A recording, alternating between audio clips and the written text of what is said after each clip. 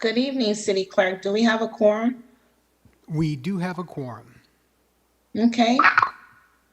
I now call this meeting of the Parks, Recreation, and Arts Commission to order. City Clerk, would you please do roll call? Certainly. So we're called to order at 5:31. Commissioner Parks. Present. Thank you. Commissioner Barraza. I see Commissioner Barraza on there. He might be muted. Commissioner Barraza? I think he's frozen. All right. Commissioner Barraza, can you hear us? I'll come back to him real quick. Commissioner Singh. Here.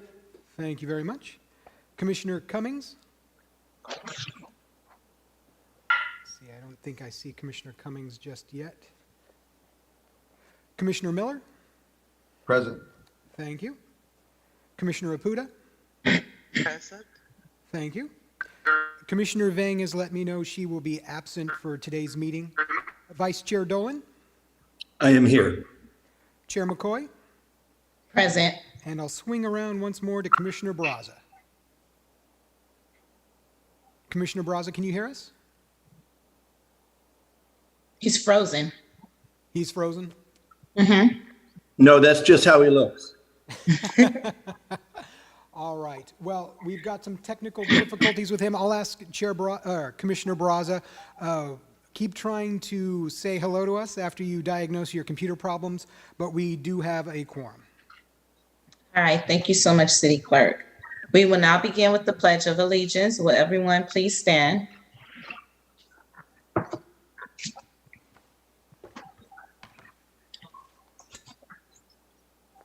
Ready, salute. I pledge allegiance to the flag of the United States of America and to the republic for which it stands, one nation, under God, indivisible, with liberty and justice for all. We will start with the approval of the agenda. City Clerk, are there any changes or proposed changes to tonight's agenda? I have received no changes to today's agenda. Thank you. Is there a motion to approve the agenda? I'll make a motion to approve the agenda. This is Cummings. Thank you, Commissioner Cummings. Is there a second? Second, Dolan. Thank you, Vice Chair Dolan. City Clerk, would you please conduct a roll call vote? Certainly. This is to approve the agenda. Motion by Cummings, second by Vice Chair Dolan. Commissioner Parks. Yes. Thank you. Commissioner Barraza. Looks like we are still having technical difficulties there. Commissioner Singh. Yes. Thank you. Commissioner Cummings. Yes. Commissioner Miller. Yes. Commissioner Apuda. Yes. Vice Chair Dolan. Yes. And Chair McCoy. Yes. City Clerk, there's a lot of feedback. Woo. I am trying to diagnose as we speak.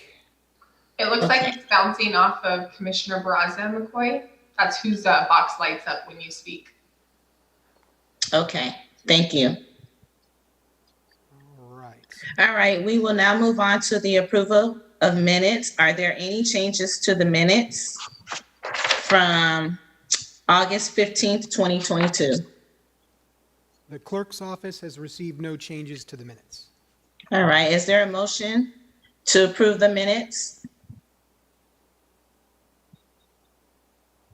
This is Commissioner Parks. I'll move to approve the minutes. Thank you, Commissioner Parks. Is there a second? I'll second. Thank you, Commissioner Singh. City Clerk, would you please conduct a roll call vote? Certainly. Approval of the minutes as motioned by Commissioner Parks, seconded by Commissioner Singh. Commissioner Parks? Yes. Thank you. Commissioner Barraza? Seeing if we have him on. All right.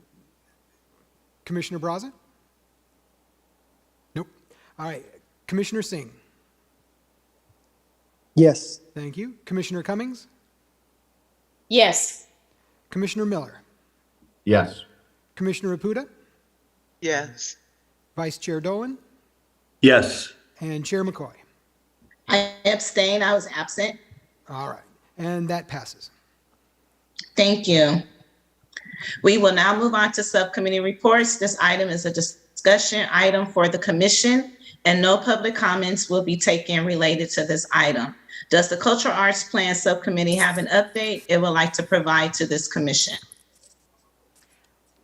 Thank you, Chair McCoy. This is Commissioner Parks, and I'll be making the update on behalf of Commissioner Vang, who's absent this evening. Can you all hear me okay? Yes. Okay, great. Perfect. So the Cultural Arts Plan outreach campaign kicked off last week with an update to the Measure P website that includes a video from Mayor Dyer and a new tab for the Cultural Arts Plan with upcoming information. And I happened to see that video on Twitter, and it's fantastic. Last week, Mayor Dyer's video was also posted on the City of Fresno and Parks Instagram and Facebook pages last week. The survey for the Cultural Arts Plan will launch on September 22nd, and additional communication will be sent out or posted in the coming weeks to help promote the survey and community meetings that will be happening in October. So we're asking fellow commissioners to please help spread the word by reposting and forwarding any emails you receive related to the Cultural Arts Plan. The other update we have is the request for qualifications for boots on the ground outreach implementation closed last week, and the city received 3 proposals. The subcommittee met to evaluate and review all of the proposals, and the city is currently in negotiations with all of the applicants. And that's the update for right now. Thank you, Commissioner Parks. Does the Parks Master Plan Subcommittee have an update it would like to provide to this commission?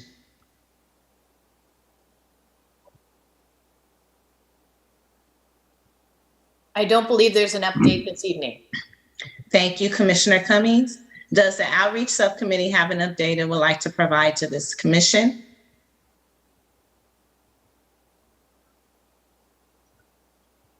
You're on mute, Dr. Apuda. Yes, I was trying to get my cursor over. I was talking to my cursor, not to you all.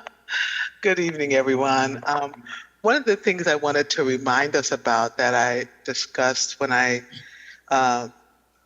reported out for this committee last meeting was individuals taking notes, particularly related to community members' comments.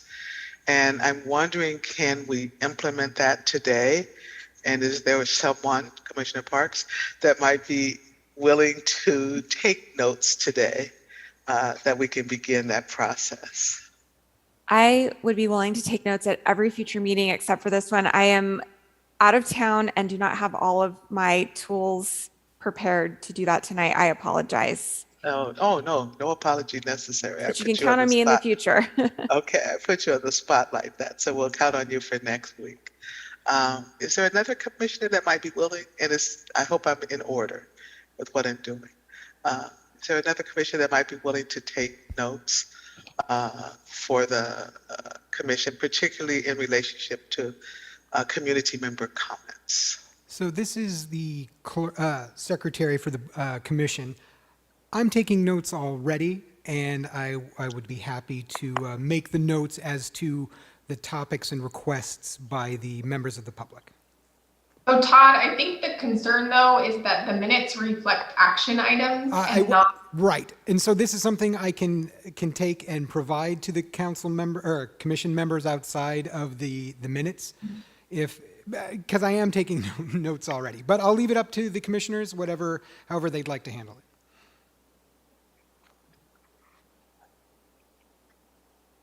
Why don't we try that for this meeting, and then we can look and see if they're as extensive as we would like them to be, because I'm sure the commissioners would gladly turn that role over to you, and I appreciate that very much. And then I had another question that maybe Christy or someone can answer for me. I've gotten requests from individuals in the media, reporters, etc., to be interviewed. And I remember us talking about that at the very beginning, but I'm wondering if someone can give me some guidance on that. And sure. I was sorry. Yeah, I was just going. Is this Christy? Go for it, Christy. Yes. Oh, I was just going to say, Dr. Okuda, if you want to reach out to me later this evening or tomorrow, I'm happy to touch base with you regarding that. It's not Okay. the first time this has come up. So, All right. okay. Thank you. Thank you. You're so welcome. much. And just as a reminder, we're on the reports or cultural arts plan subcommittee Oh, reports. that's right. So no worries. I jumped the gun. Sorry. All right, is that all of the update in regards to the note-taking, Dr. Akuda? Yes. In terms of the note taking, but one more thing, just a reminder to folks, if you have individuals or organizations that you think should be on the email list, on the database for getting information, be sure to get that information to city staff. I think that would be to Aldi. Let's don't forget to do that. Thank you, Dr. Akuda. We will now move on to member reports and comments. As a reminder, this is a time for commission members to report anything that they feel important for the public or commission to know, but it's not a time for a discussion. Commissioner Parks, since I see you first on my screen, do you have any comments or reports? Just a quick comment, and I'll be very brief as possible. I am currently in Chicago and have been exploring the city for my first time for the last couple of days, specifically parks and trails within the city of Chicago. And I am just so excited to be working on our work in Fresno. And I feel so inspired to come back to Fresno and work with all of you and our local residents and the city staff to really implement incredible stuff with Measure P. So I'm coming back to Fresno, really pumped for the year ahead. And that's it. Thank you. Dr. Akuda, do you have any reports or comments? No, I made my comment out of turn. Thank you. Thank you. Commissioner Cummings, do you have any reports or comments? I'd like to mention that Clean Air Day is coming up, California Clean Air Day on October 5th, which is a Wednesday. So there will be celebrations 7 days before and 7 days after Clean Air Day, as well as Clean Air Day itself. In Fresno, we're planning a planting at Fresno State of 65 trees on Chestnut. And it will be focused primarily on the campus community to start, but there will also be future plantings in the rest of the city. So I just wanted to mention that. Thank you, Commissioner Cummings. Commissioner Barraza, can you hear us? We'll come back to him. Vice Chair Dolan, do you have any reports or comments you'd like for this commission to know? Nothing at this time. Thank you. Thank you, Vice Chair Dolan.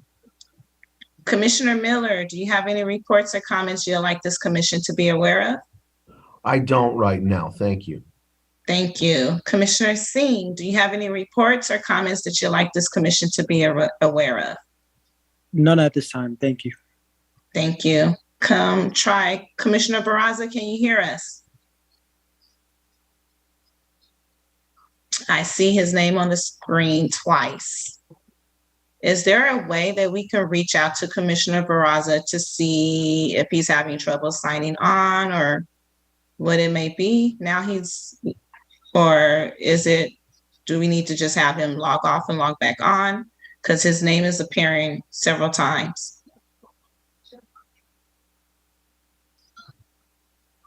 So I would recommend trying to log off and log back on. I will also try to reach out to him through offline channels, see if I can't get some communication to Commissioner Barraza. But if you are able to hear us at the moment, Commissioner Barraza, you might want to try logging off of the Zoom meeting and then logging back on. Because at the moment we can't hear you and you still appear to be muted and you are on more than once. Thank you, City Clerk. I have a comment that I would like to make. A couple of weeks ago, my family reserved a spot at Rodian Park to celebrate my cousin receiving her degree from UC Santa Monica. She received her degree, her BS degree in English, and she has a minor in Japanese. And we were very proud of her. She's the last granddaughter to graduate. We always go to Rodian Park to gather for our family reunions. And this time when we visited Rodian Park, we had a lot of children with us and we were unable to use the restrooms because of them being occupied by homeless. We were afraid to let the kids go to the bathrooms by themselves. The grass was very, very dry and brittle. We did have we did reserve a spot that had a little bit of a shade structure over it, but it was just very disappointing to see the shape of the park, and it's such a big park and it's utilized by everyone in the city. It's one of our regional parks, and just to see the conditions of the bathrooms and not being able to let your kids go to the bathrooms because it's occupied by homeless. Some of them were open, some of them were not. Just wanted to make sure that the city is aware of that, and maybe we can get someone out there, and wanted to know, and maybe this is not the time, but when is our park rangers going to be able to start? Because this would have been something that was needed at that time at the park. Thank you.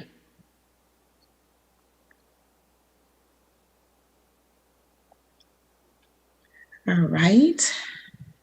Chair McCoy, Director Aguirre has his hand up. Oh, didn't see him. Hi, Director Aguirre. I can't hear you. Can't hear you.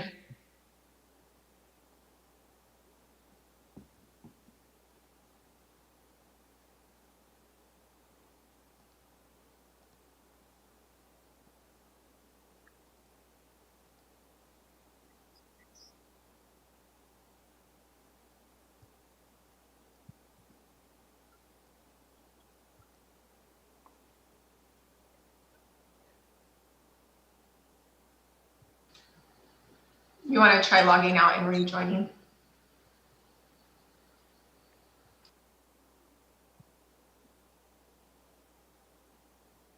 Do we wait or do we proceed on?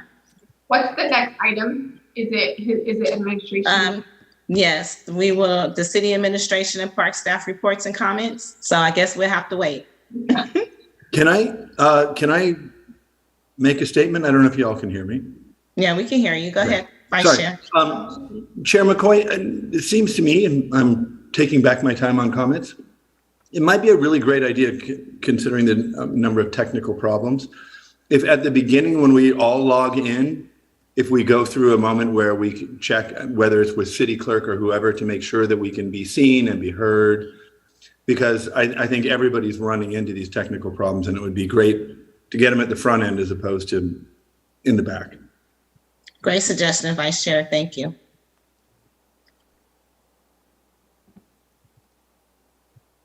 Chair McCoy, I'm back. Can you hear me now? Yes, I can. Perfect. Apologize for that technical difficulty.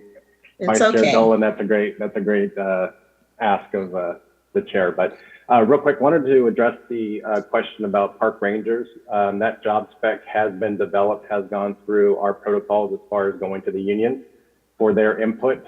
We have done the meet and confer with the unions and are slated to take that to council September 29th for council approval. Once that is approved by council on the 29th, then we can start with the recruitment activities for the park rangers. So vehicles are starting to arrive. I just talked to the chief this morning. So we are getting very close to starting that recruitment process, Chair McCoy. Thank you. In regards to the condition of the park, is there any way that, I mean, that park also houses our zoo. So there's a lot of traffic and a lot of activity that comes through there. And it was like yellow and it was not green. And I'm not used to seeing Rodian Park yellow, but if I go out to the park at Woodward Park, it's beautiful. You don't see yellow spots. So is there something that we can do about that?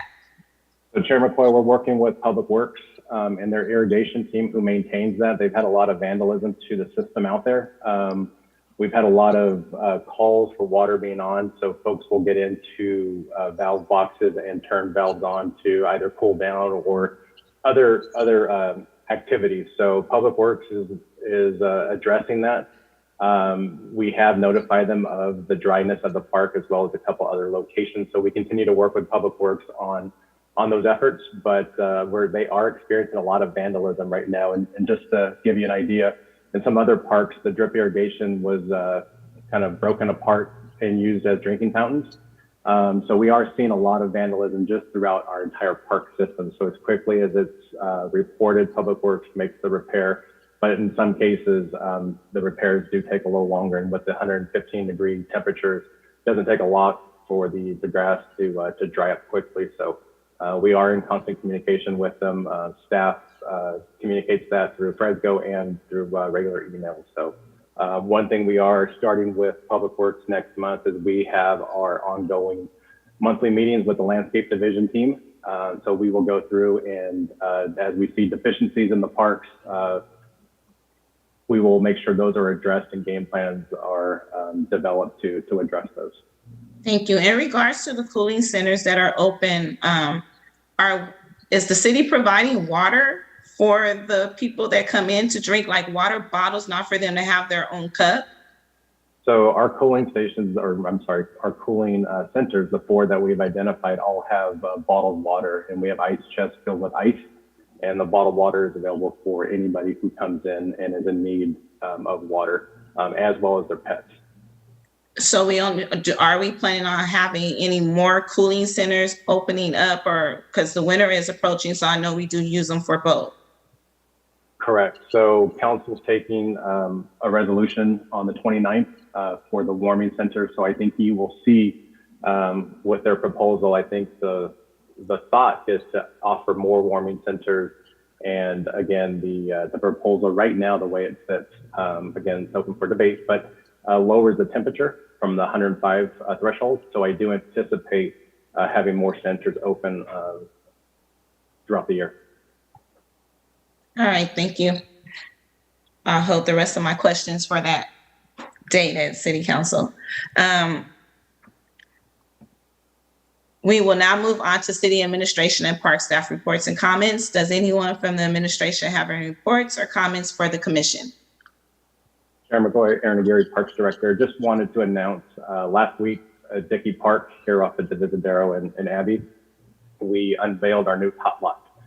Pirate-themed swing set merry-go-round, well attended by the community. So we are excited to announce that. So now excited to open that to the community and the children, and wanted to make that note. If you all saw it on the news or social media, that site is now open, and I'd like to thank our team, Ed Chenevere and his staff on making sure that was achieved. So just wanted to highlight that.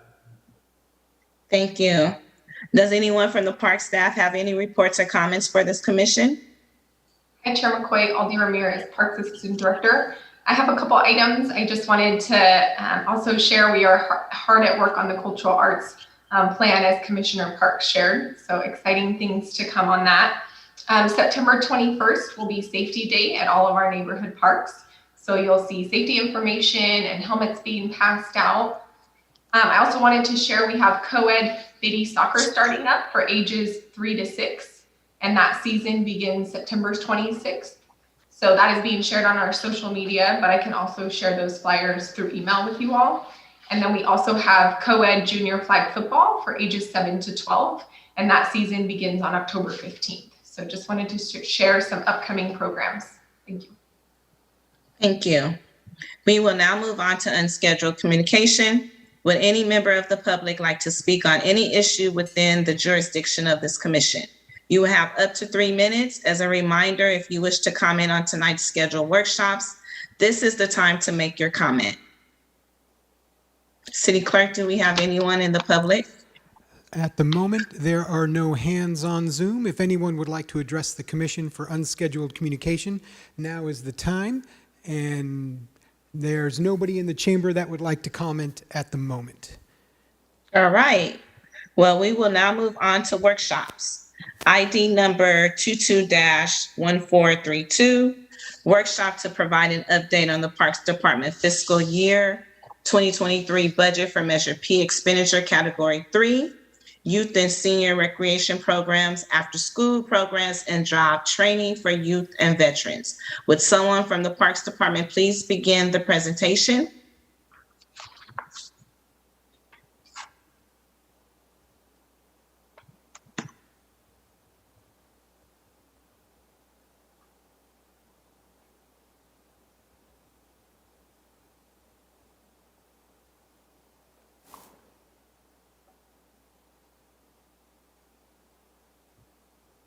Chair McCoy, can you all see that? Yes, we can. Perfect. Good evening, Commissioners. Aaron Aguirre, Parks Director. Tonight's presentation will be covering Measure P expenditure Category 3, Youth and Senior Recreation Programs After School and Job Training for Youth and Veterans. We have quite a number of slides, and I will tag team this with Haley Fields, our community coordinator. I think we have about 23, 24 slides, so please bear with us. So as you all know, Measure P, Youth and Senior Recreation Programs After School and Job Training, Section 7-1506. I won't go through each and every section. I'm sure you're all well versed in this category here, but some of the key elements, funds will be available for the planning and delivery of the projects, physical activity programming that promotes recreation and accessibility to recreational facilities, sports, arts, and active programs, community and senior recreation center programs, swimming and water-oriented recreation programs, junior lifeguard, science and education, day camps, other youth-oriented programs, after-school programs for our youth, and finally the job training and employment opportunities for our youth. I just want to make note of the funds available in the above section. Not less than 50% shall be available for the programs on an annual basis. Here are the programs here currently offered with the department. Just want to note that these are Measure P funds only. There are other funds that go into the numbers you see here, general fund, CDBG, and other grants and so forth. You can see Category 3, what was budgeted, and of that, the 50% requirement on the right that we've identified. With that, the total requirement met is 107% of the required 100%. The breakdown of those numbers are as follows. Personnel, the staff needed to perform the duties and perform the programming, $3.6 million. The non-labor, which are going to be your supplies and other specialized tech services, 1.2, almost 1.3. The interdepartment charges, 111,600. Those are going to be your vehicles and other charges, computer, things of that nature, for a total of 5,012,300. So again, going through this, the personnel cost, the 3.6 number that I referenced the slide before, of that, 22 of those are permanent positions. Those positions consist of, you'll see here, 3 program managers, 2 community service and recreation supervisors, a community coordinator, a division manager that oversees Camp Fresno, 6 recreation specialists, 9 community recreation assistants, and 1 labor. Those are the permanent positions. And in addition to that, there are 60 additional temporary positions that are needed to run these programs. So going through some of the non-labor items that I explained, those are going to be your supplies, CPR, first aid, food, serving, office supplies, janitorial, and so forth. And those are across the programs, the aquatics, the community science, our once division, which is the Office of Neighborhood Safety and Community Engagement. Senior programs, the adaptive recreation used to be called therapeutic. We're now calling that the adaptive recreation, youth jobs and youth sports. And then you can see that breakdown of the 1.27 there, how that's been spread across those funds. Next, I think I mentioned the internal department charges. Those are going to be the vans. Those are going to be the printing charges to run these programs. So out of Measure P, you can see a total of 111,600. Of those, 2 are passenger vans for our senior programs, and then $5,800 for the ISD and equipment and central printing for our once division. Wanted to highlight the City Council budget adopted motions for the Parks Department. Motion 1.01 with $300,000 for the youth fee waiver to be funded with Measure P for FY23. This was also a commission recommendation, so wanted to highlight that. It does reflect the $300,000 for the fee waiver program, and the logistics of the program are still being developed. So I know those conversations are going to be held here in the coming weeks, but just wanted to identify where that funding is. And then motion 65 for senior fitness to be funded with FY23 measure category 3. This was a motion made for 7 community rec assistants to provide fitness instruction at our following senior centers: Ted C. Wills, Pinedale, Inspiration, Lafayette, and Mosqueda. Senior Senior Citizen Village and Mariella Brown for a total of $481,900. Again, that's the funding to run that program. So that's an enhancement at these locations. So while we do offer programming, our senior community has expressed interest in additional fitness, instruction, and programming. So that motion was made, and that's the motion here that I just highlighted. Wanted to briefly talk about our after-school program. So currently, there's 18 sites throughout the city. Bulldog and 6th, or the Capriello Center off of Bulldog and 6th, will be coming online early 2023. In addition to that, our normal operating hours are 3 p.m. to 7 p.m. during the school year. Once school is out, we expand those hours to 10 a.m. to 7 p.m. And those activities that we offer, as you can see in some of the photos here, there's arts and crafts.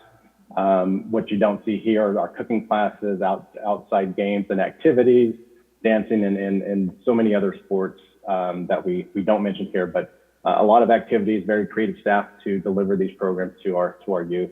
In addition to that, the educational components, I think I've mentioned before in the past, the tutoring that we provide to our youth that do come into our centers on a daily basis, the team leadership development that's also offered, and then the mentoring and the community service projects.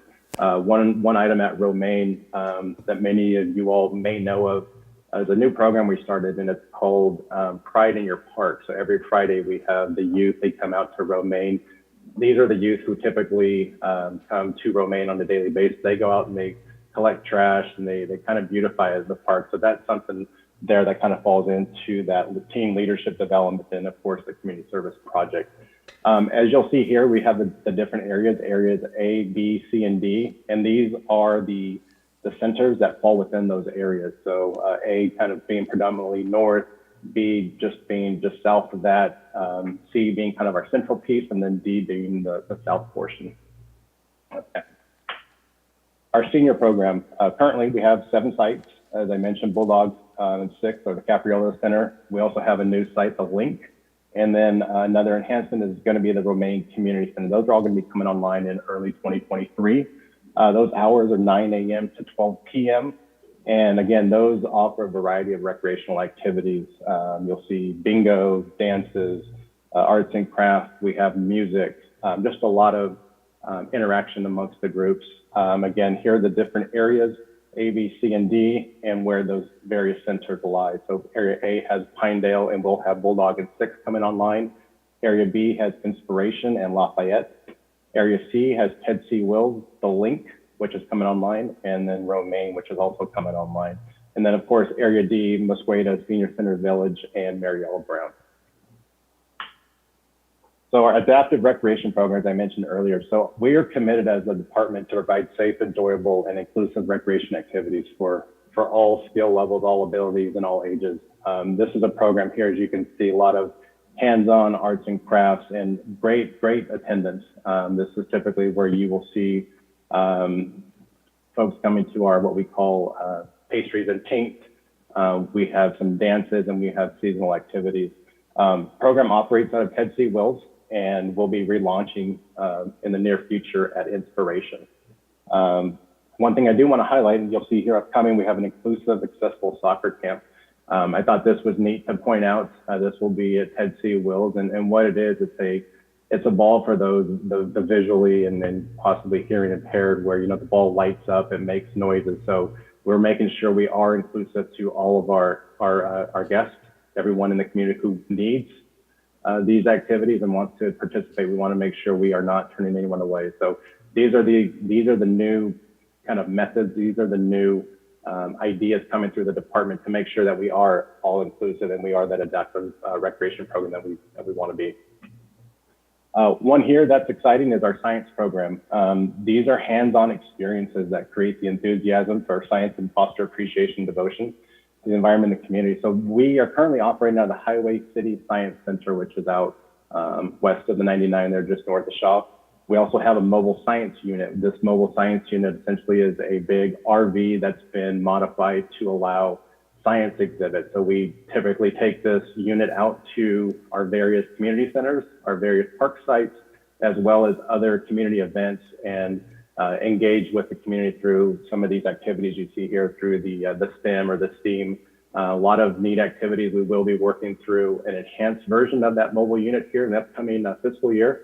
This is something here that typically excites the children.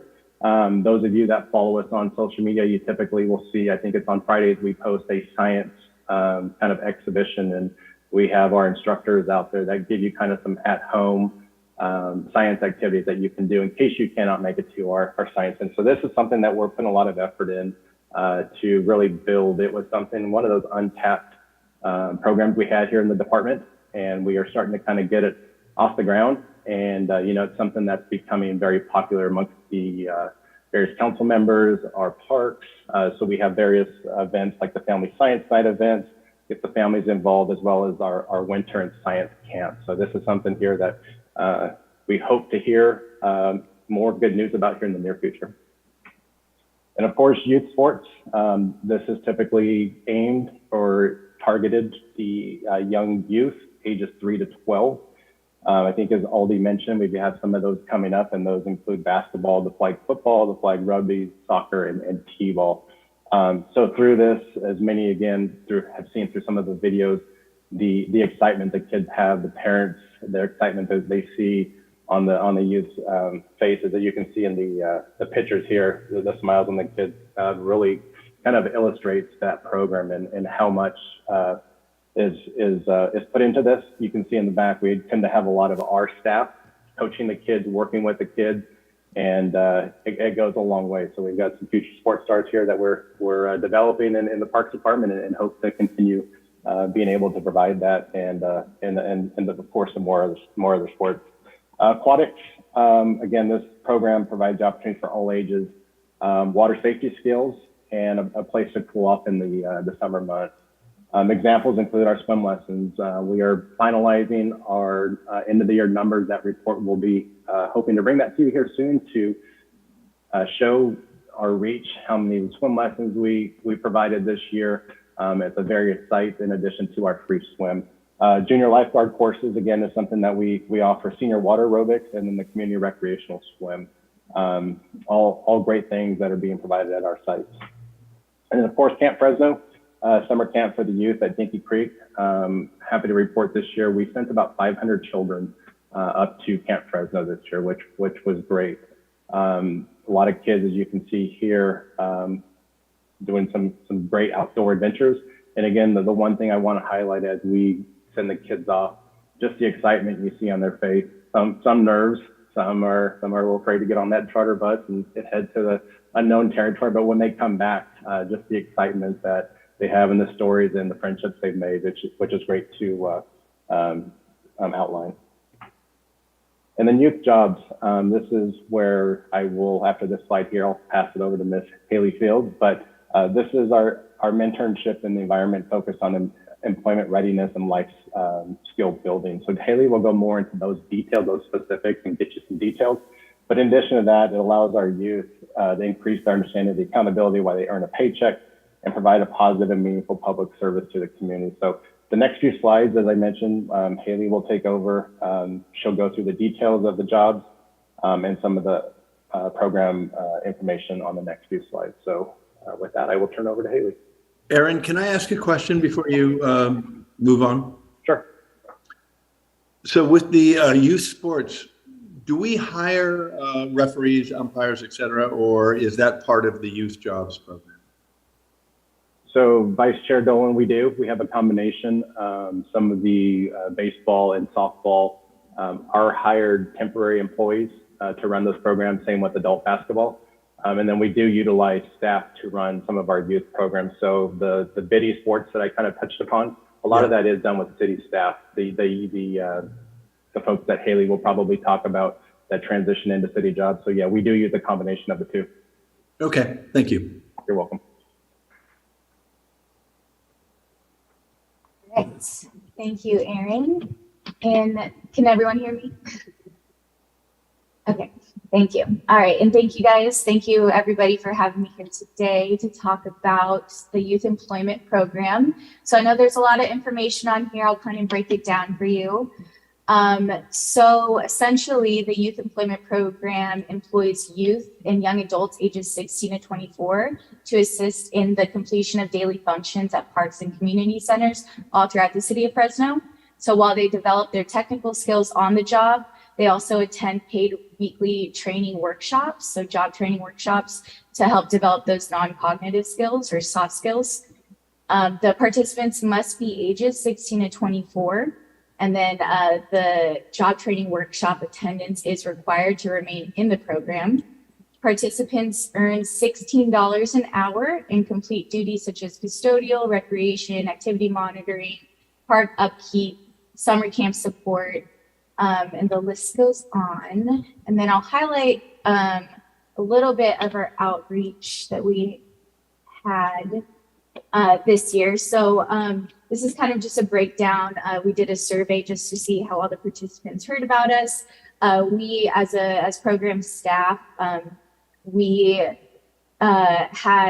reached out to our participants last year to see if they were interested in attending again, if they didn't transfer in.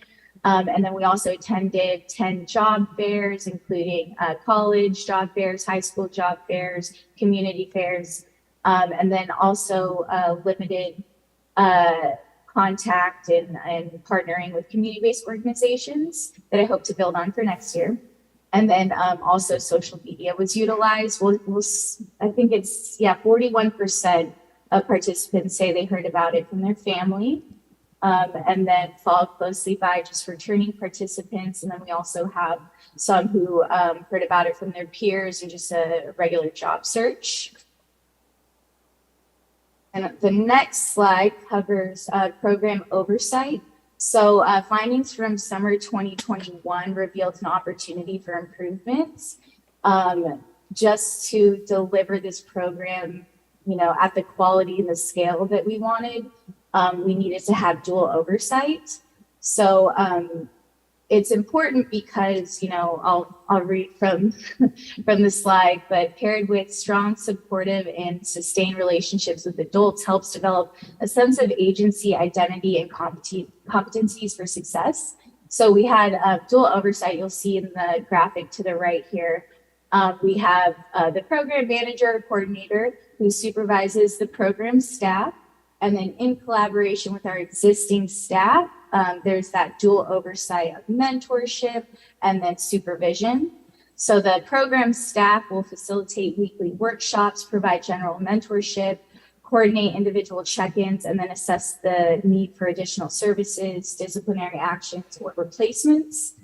And then the existing staff, so in collaboration with our existing park supervisors, those supervisors oversee on-site operations, so work schedules, submitting timesheets, assignments, and then making sure everybody understands and is following policies and procedures. Slide. We have our placement. So Erin was talking a little bit in a few slides ago about all of our areas. So I have a picture here of the city of Fresno broken down into those areas that he mentioned. So to ensure equitable oversight, we formed the areas, and those areas are operated by a dedicated management supervisory team. So we worked, as a program, worked with those existing managers and supervisors, and then we were able to identify 95 different placements. And then you'll see at the bottom here, within those 95 placements, those covered 25 placement locations. So all throughout the city of Fresno, we had youth in this program placed all throughout the city. And then the disciplines or focuses, after doing a quality assessment of all the placement opportunities we had, it revealed 3 different disciplines. So we had an administrative discipline, and these are all varying staffing capabilities that could look a little different next year. So we had one for administrative discipline. So that person would help with the implementation of the program itself. So helping our program staff. And then we identified 34 placements in our custodial discipline, and then an additional 60 placements in our recreation discipline. slide. So that brings us, so that was the job portion. It brings us to the workshop portion. So along with that dual oversight of the supervisor and the program staff, we also have the hard skill or technical training, which is the job, and the soft skill non-cognitive training, which is the workshop. So combining the two really helps cement the information and also provides a more comprehensive program for the youth and young adults participating. So pairing hard skills learned at work and soft skills developed at workshops motivate teens and young adults to understand their surroundings from all perspectives. We also included team building recreation activities to demonstrate the services parks offers for the community. So those who are placed in custodial disciplines may not see the more recreation side. So it kind of gives everybody a taste of what we offer in our community centers and just as a department. We aim to target distinct soft skills like social skills, communication skills, positive self-concept. And then our workshop topics included core value and goal setting, learning styles and the strengths and weaknesses within those, communication, problem solving in the workplace, time management and work-life balance, taking initiative and being productive, career paths, resumes, and interviewing techniques. And then at the end, we had a program review. And again, all the workshops are a requirement in order to remain in the program. Attendance is tracked, makeups are offered, and further accommodations are made on a case-by-case basis. So we had to make a few accommodations for those on COVID leave. So things kind of that fall within that gray area there. You'll see our attendance tracking to the right here. That 90% is, I don't like looking at it, although 90 is not that bad. That workshop was the week of the 4th of July. So we kind of expected our attendance to drop a little bit. So we did have to offer more accommodations for that week, especially for those who planned ahead. And then, over an average of 80% of participants were satisfied with the workshops. So I have a couple testimonials from different age groups. I really like the last one. These workshops help give me an idea of how a workplace runs and what I can do to improve myself. Slide. Okay, so here's a breakdown or just a summary of summer 2022. So we received 170 applications and we were able to interview 133. That's where we capped it. And we made sure to let those, I believe it's 37, who we didn't get to interview. We made sure to encourage them to apply for temporary positions and also notify them of how to apply for our One Fresno Youth Job Corps program. And then all of the candidates that we did interview, we offered employment. So those 133, we offered employment, and then 73 of those participants finished all their contingencies by the required deadlines. And then we offered additional support for those in need.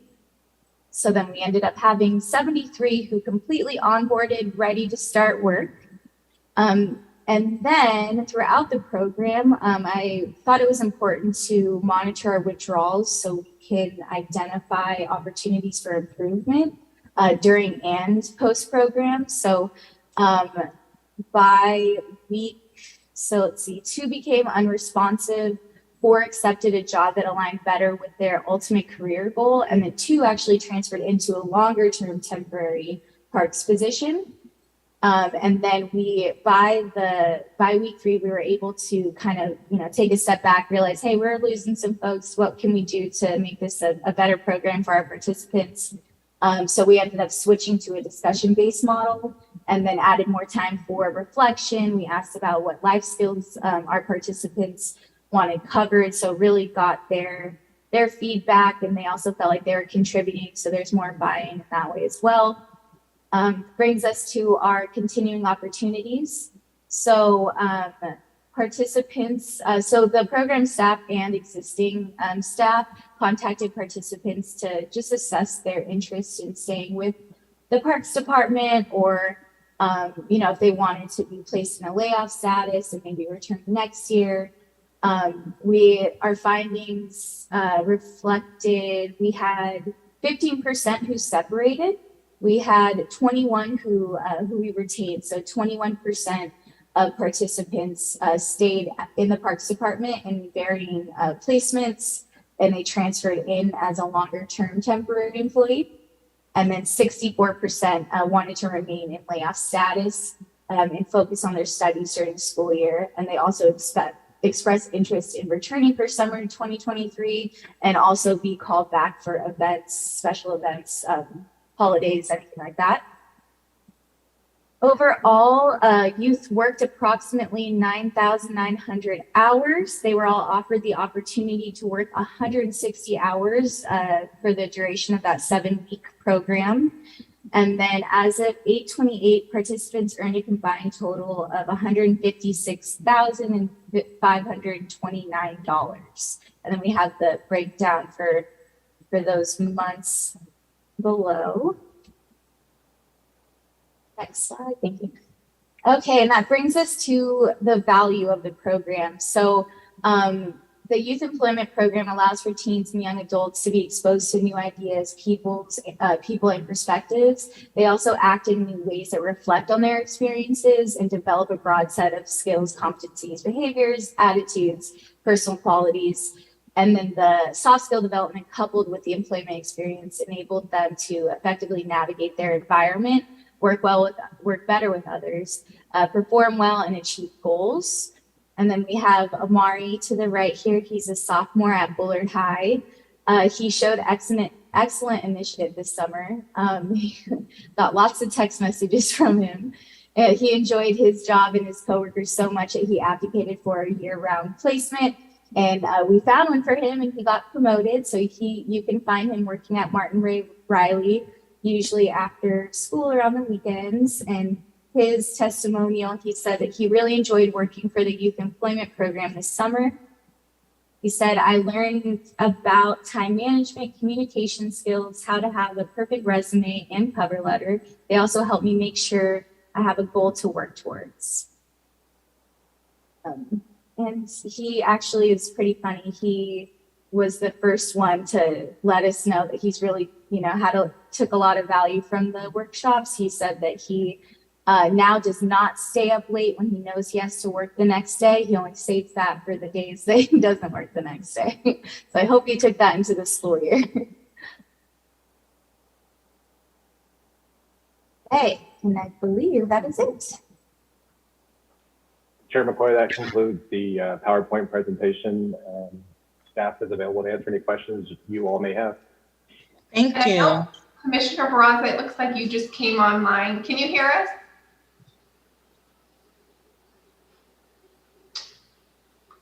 Well, Chair McCoy, I think it would be good for us to send an email to Commissioner Barraza letting him know that the meeting's recorded and will be online, because I know this presentation was at his request.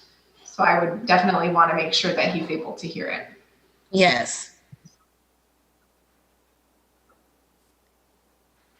All right, I will. Does any member of the commission have a question or comment about this item? Dr. Apuda, I see your hand up first. You have the floor. Thank you, Madam Chair, and thank you, Aaron and Haley, for that information. I have a couple of questions for you, Aaron. I'm just curious, are the hours extended also during like winter break and spring break, or are they extended like they are during the summer? Commissioner Buda, they are. So when we have spring break and winter break, we make sure to extend those hours to allow for the youth to take advantage of that programming. So we do have staff here 10 a.m. to 7, so it works perfectly. Thank you. I also wondered, I appreciate hearing about cultural inclusivity with the activities, etc. I was wondering particularly about holidays. Do we look at the various cultural holidays outside of what is typically, um, I'll say Judeo-Christian kind of holidays? Dr. Apuda, we have started looking at other holidays than the typical holidays that have been kind of celebrated. So that's something that, matter of fact, we have some going on this week for the, I believe, the Mexican independence. So we do start getting into some of those other cultures and highlighting those as well. So that's something we're excited to promote. Good. I would just encourage that, because it's real important to look at cultures outside of, like you say, the typical ones. We have large, diverse communities. I think about our Sikh community, our Hmong community, and all of their various celebrations, and more. So I would really encourage you. It takes some legwork to do that, but I would really encourage that. We look at holidays, diverse groups. And then I had a question for Haley. She's still with us? Oh yeah, there you are. Sure. Okay. I'm looking at slide 19 where you talked about the placement disciplines. Can you talk to me a little bit about how you determined which students, or which, you can tell I'm an academician, which youth were placed in what disciplines? How was that determined? Sure. So this year, this is something I want to expand on so many things, but this is definitely an area I want to expand on. This year focused on just general interests. So had a conversation with each participant, usually near the end of their interview, and just assess their general interests. And then, place them in one of those focuses or disciplines. And then this administrative one, there was a more competitive interview process. I had a few that were interested in more administration. So that led me to kind of open up and have a more in-depth interview process and then select that one person. Going forward, it's probably going to look a little different. And I have lots of ideas to make this better for the participant, and because a lot of times they don't really know, what they're interested in until they get into it, or until they're, just really exposed to it. So going forward, I'm probably going to have a little bit more of an in-depth selection, or just having them understand it a little bit better. This year just kind of worked out this way. I didn't have any other movement or, trade, somebody who wanted custodial, now more interested in recreation. So it kind of worked out well. And then I added that component for the admin discipline, since I only had one spot available there. And one of the things and this is my last question, that I would be interested in seeing is the demographics of the youth. And I'd like to see the demographics and the demographics of the placements. I think that would give you some good information. And just to be frank, I know we all have to be aware of our unconscious biases. And so it would help you see, how well you all did in terms of spreading that out among the various groups. So I would be really interested in seeing a demographic breakdown and a demographic breakdown based on the disciplines that youth were placed in. Yes, I would love to. I would love to do that. We're hiring them, so it's difficult to assess those things without there being some sort of red tape or hangups there. But I do want to kind of expand my outreach to target different, maybe community-based organizations who do cater to specific demographics, so then I can get the numbers that way. But yes, I love that. I would love to do that. And could you just tell me what you meant about red tape hangups? I wasn't quite following. So when you're when you're hiring somebody, I'm not able to ask direct ages or direct questions like gender or anything like that. So that's where I get a little bit like, okay, I might need to pivot a little bit. Like I can still get that information, but it might look a little different than like, here's exactly what they have, because we are paying them and it could be an issue in that. And my comment was more on the youth that you hired. So once you hire someone, you can get that information. That there's no red tape in that. So I was talking about the 73, I believe, that you hired. That was where my question. Okay. I like that. Thank you so much. Thank you. Commissioner Cummings? Yes, thank you, Haley. Can you hear me? Yes. And the Parks Department for that presentation, especially on the Youth Jobs Program. It excites me very much to get our youth engaged in the experience of working and careers. And I'm completely in agreement with Commissioner Okuta's comments regarding collection of data to understand who we're targeting, who's applying, and who's ultimately getting the opportunity to participate in these programs. Is this, how many years has this program specifically been running? The second official year. Okay, so that's good to know. Absolutely. So there's a lot of room for like working forward. And I know that there's the One Fresno Youth Job Initiative, the CORE, which is a great program as well. It seems to be running separately from this program. Is that right? To different age range, et cetera. And I know with that particular initiative that there are wraparound services, and you alluded to that there are some kind of case by case, if something's found that's needed, even some sort of soft skills.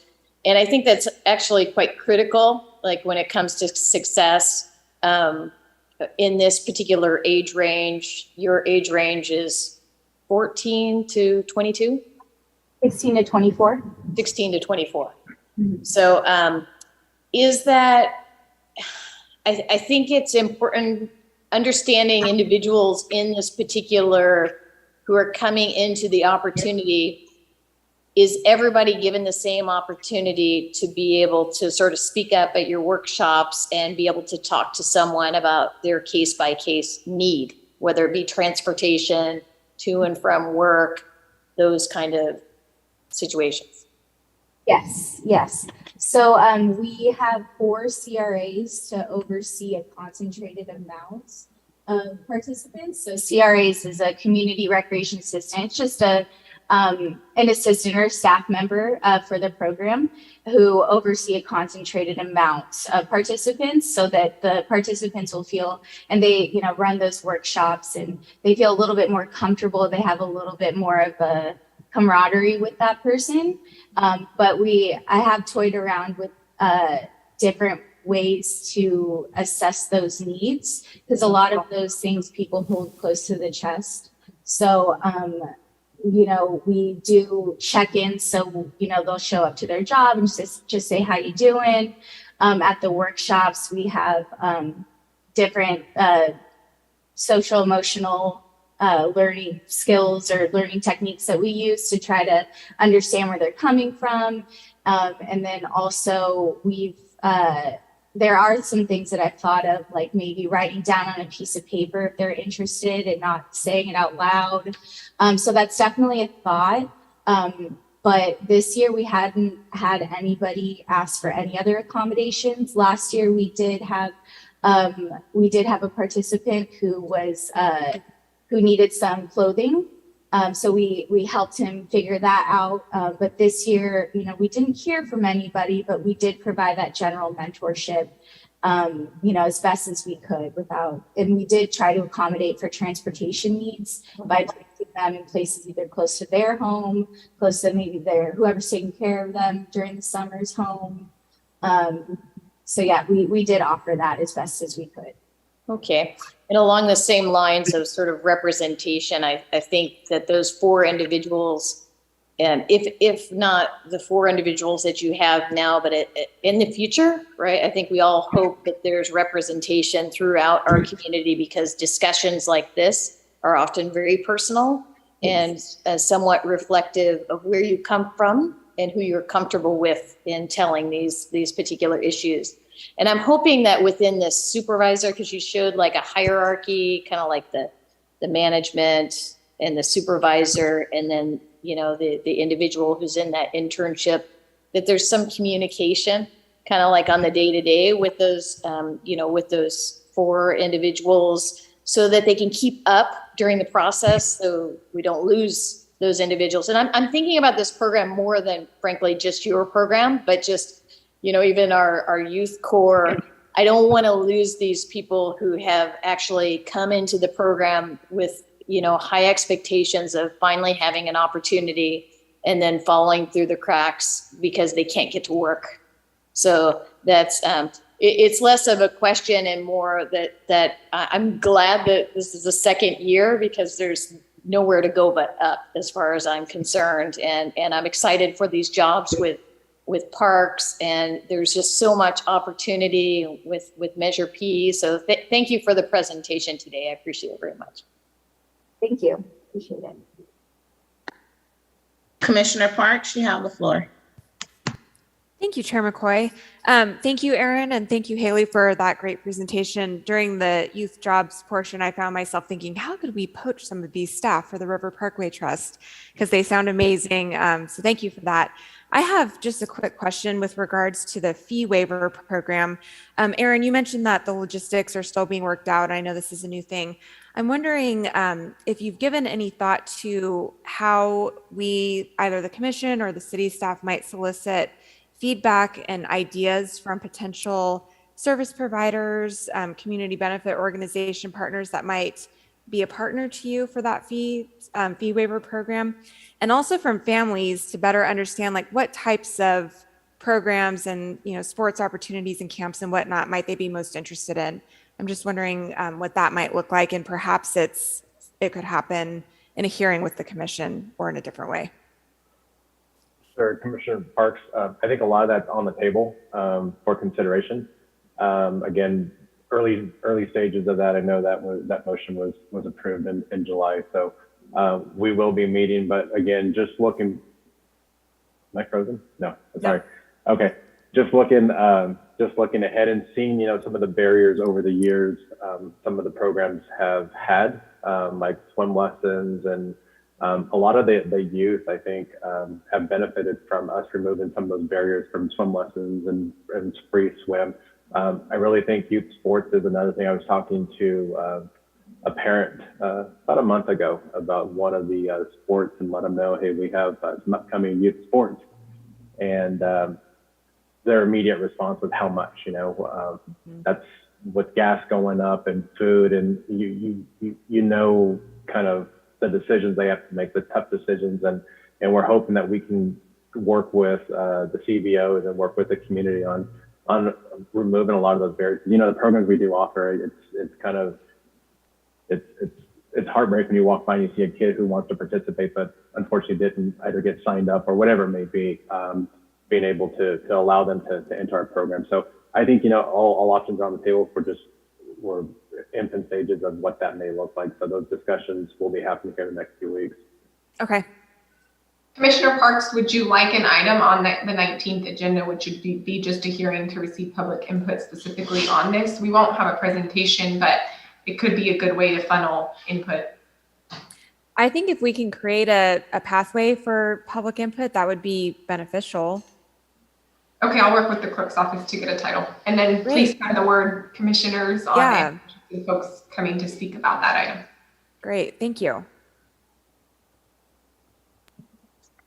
Dr. Apuda, you have the floor again. Thank you, Madam Chair. One of the things I forgot to say, I had it here in my notes, was just to applaud Haley and your staff for your attendance. That was like amazing. I know that 90% got you, but that, like you said, that was really good. And also, I appreciated when you said that you moved more to a group discussion in terms of, in terms of how you learn.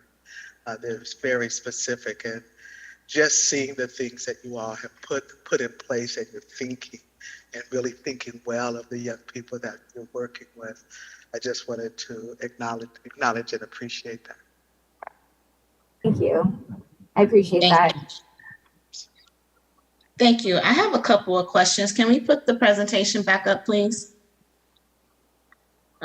Particularly, I can't remember the slide number, but the one that you talked about, Aaron, that had the parks broken down by A, B, C, and D.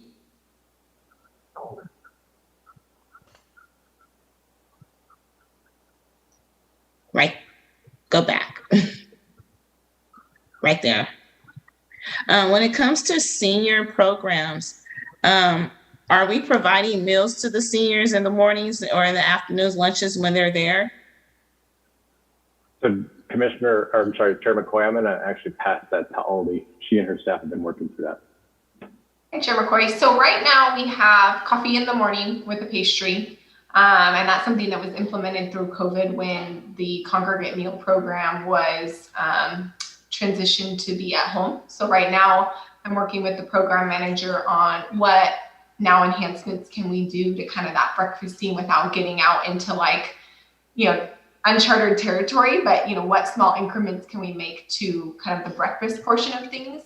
And then in terms of congregate meals, those are coming back soon. So all of the senior staff is going through training in October. So that'll be like their food safe manager program training, as well as additional training on all of the paperwork related to this FMAAA grant. And then soon thereafter, we hope to relaunch, and we will definitely have outreach to the community when we get back to that. And I know our seniors have been asking pretty frequently, so we're working diligently to get there. And please do know that they are being provided food at home still until those congregate meals come back to being in person. And then when they come back to being in person, it is one or the other. So a participant would choose whether they receive meals at home or they receive meals in person. Okay, thank you. Another question, is there any plans to have a senior program back at Hinton Center? Chair McCoy, at this time, those discussions have not been held. We don't operate out of that center. So right now, those plans have not been solidified. We just don't have a footprint in there right at this point in time. Got it. And I noticed that in Area A and Area B, there are only 2 senior centers. Is there plans to open more? Because in Area C, Area D, there's 3. I think in Area A, as we kind of move along, as Aldi mentioned, future enhancements, our goal would be to expand that. But at this time, this is what we've developed. But I think in time, we do want to have more open and available to our senior population. And again, we will have the dedicated senior center that will be built, which will fall within, I think it's Area B, which will add to that. But in addition to that, we would like to enhance this and have more of a reach down the road. And Chair McCoy, we are bringing on, as Aaron mentioned, 3 additional sites this year. So Bulldog and 6th Cabrillo Center will be new, the Link and Romaine. So we are taking this year to bring on 3 more. We're taking this year to expand our time at Tennessee Wheels. So the program is 9 to 12 at our sites, and we're taking this year to expand that time at Tennessee Wheels earlier in the morning and later in the afternoon based on input we've gotten from our seniors to see how that works. So I think, yes, we are definitely committed to, how do we further increase our input each year. And I do know that Maxey Park Recreation Center has a lot of seniors in there. Has there been any talks of having a senior program put in that park? I know as we continue to increase our staffing levels, that may become a possibility. I know West Fresno has had a big footprint there for a while, and I know we're going to be going through some changes. So I definitely see as staff capacity increases there, that could be an option. Got it. I have another question. I noticed that there was mentioning of tutoring being done at the parks, at the centers. Do we have working internet at all of the community centers, particularly West Fresno? I know West Fresno could be a little sketchy receiving a signal for internet. When I was working on outreach for the BMX park in Mariella Brown, there was no internet there. The computers were just sitting in the back collecting dust. So I want to know like what's going on with that. Has that been rectified? And do we get a good signal in that part of town? So Chair McCoy, there was a project done during COVID. AT&T brought fiber down to the center. So I know that Mariella Brown was upgraded. And for that reason in particular, Maxey Park, we do have the internet there. We used to have the computer lab, which I believe West Fresno is as they've grown, have kind of utilized that for office space. But again, with the Wi-Fi that we have there, the youth are able to use their tablets and other means in the kind of common area. So we do have Wi-Fi signals at both those locations. So what about the youth who don't have tablets? Are they able to use computers there? A lot of homework is given on computers now. There's not a lot of paper homework being handed out to kids. So if they come into one of the centers for tutoring, are they able to pull up their homework on the computer?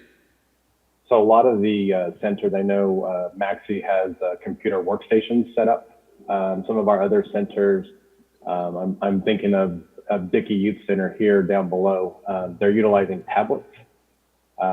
So as we go through and those needs are identified, we don't have a lot of desktops. We have the desktops that the staff uses, but that's a technology upgrade that we are kind of spreading across. So now tablets are becoming a common theme in our centers for our guests to use.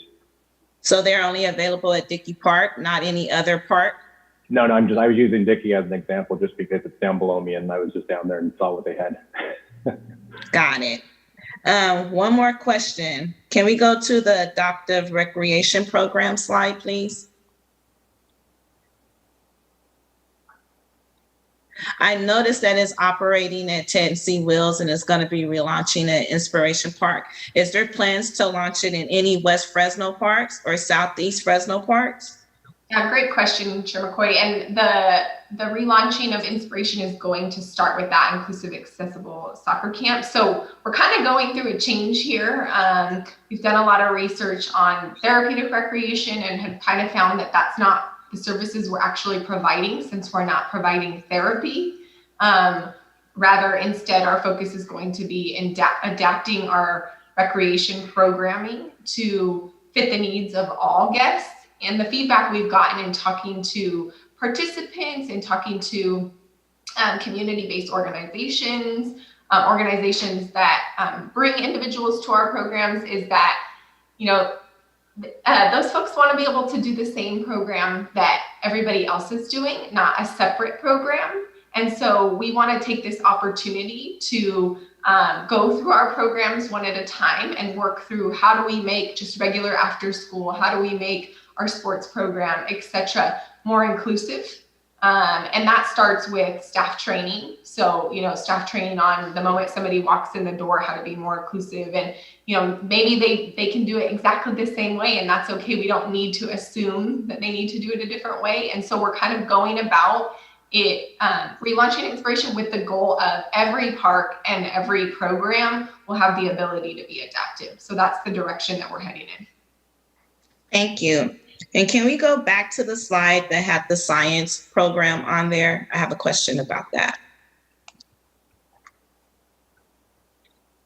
So are we planning on having anything like how Highway City has a science center? Are we planning on having anything like that in any of our other parks, particularly South Fresno parks?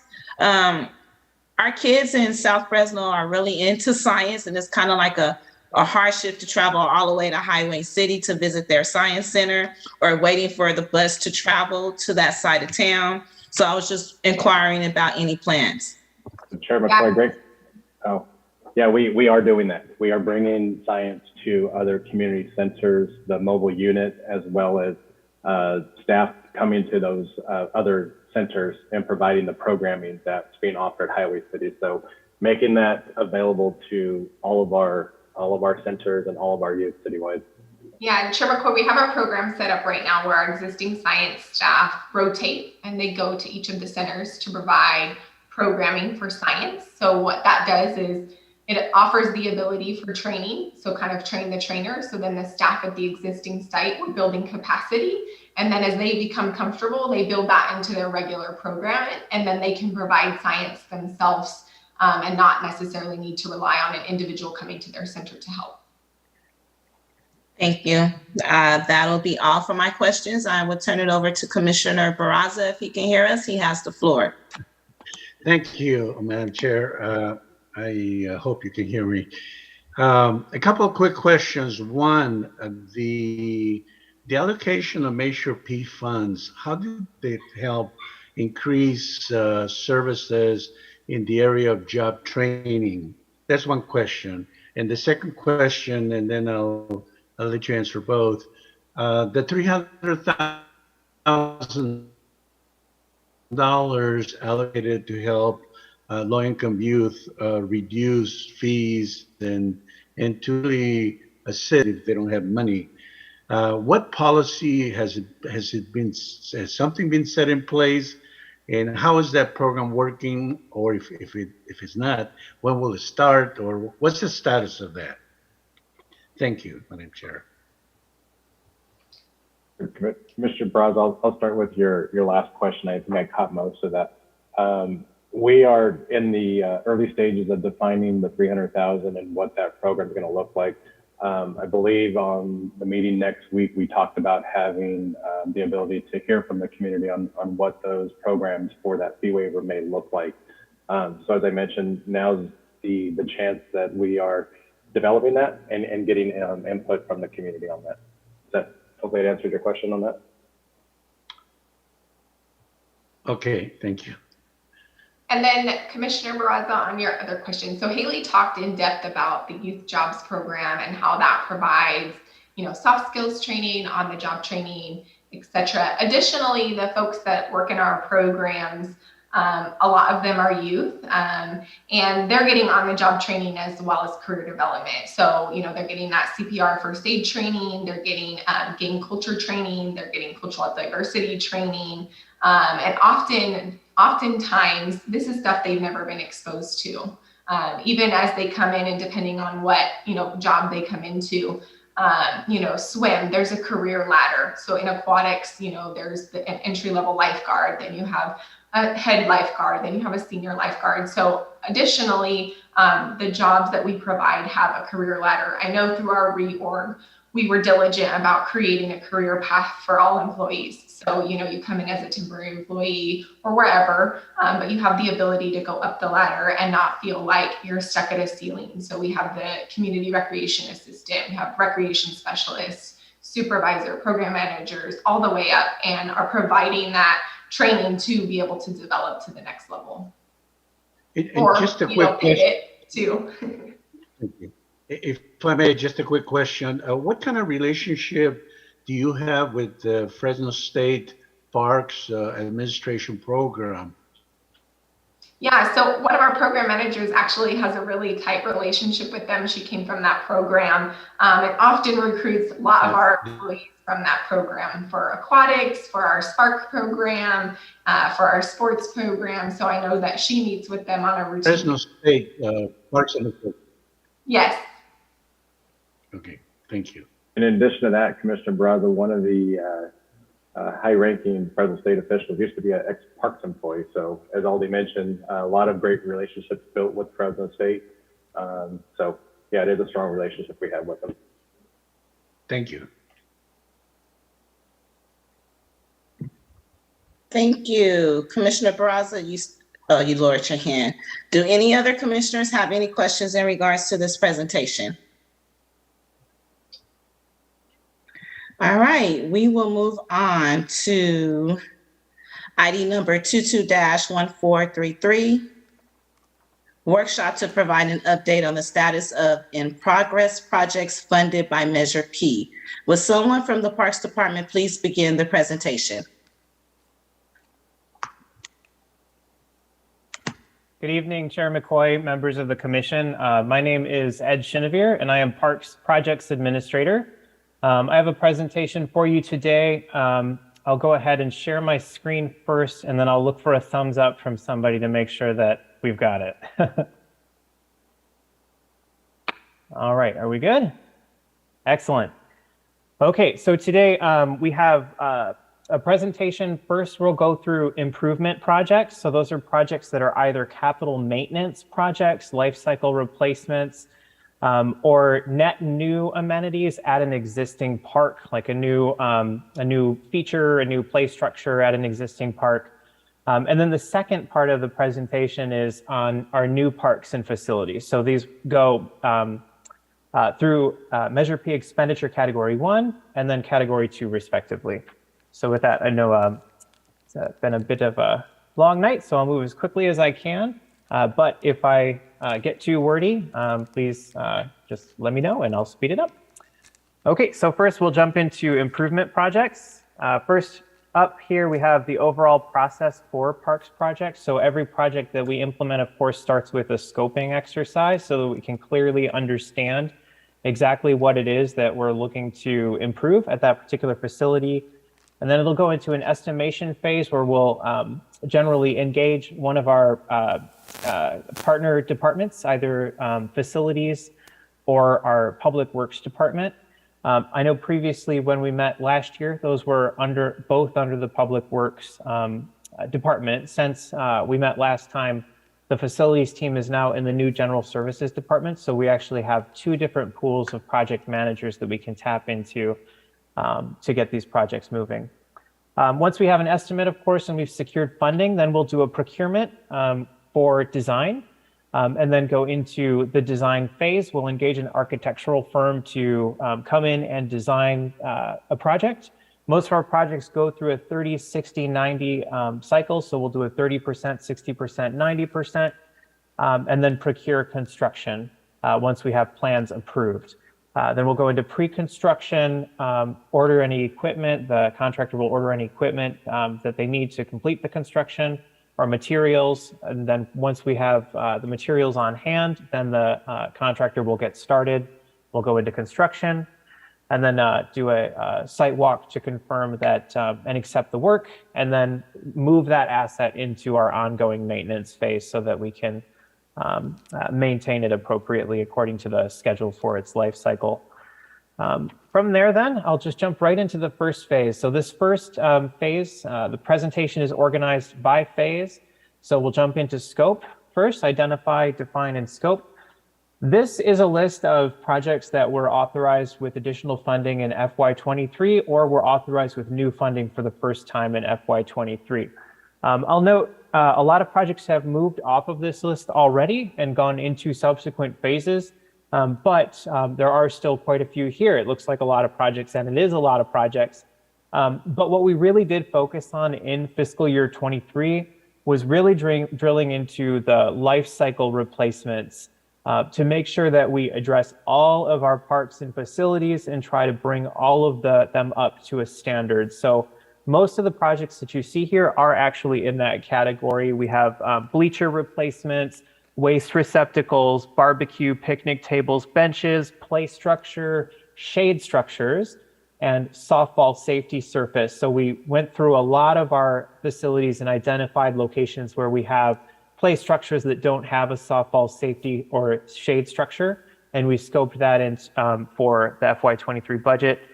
Parking lot repair, so that's going to be slurry seal and restriping projects, and sign replacement, so upgrading a lot of our facilities with new monument signs to broadcast our identity more clearly. And all of the where we have implementations that might trigger ADA requirements, we've scoped an appropriate amount of ADA improvement activities as well. So some exceptions to that in this list are net new amenities at El Radca. So coming up in Q2, we'll initiate a project to begin the design for a small dog park to complement the existing dog park out there at El Radca. Manchester Park is also coming up.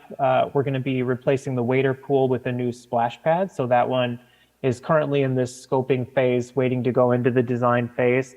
And Veterans Memorial is another pretty sophisticated endeavor that we are going to get started on next quarter to do detailed assessments, structural assessments, lead, asbestos, ADA accessibility assessments to identify the specific repairs and improvements that are needed for Veterans Memorial Auditorium.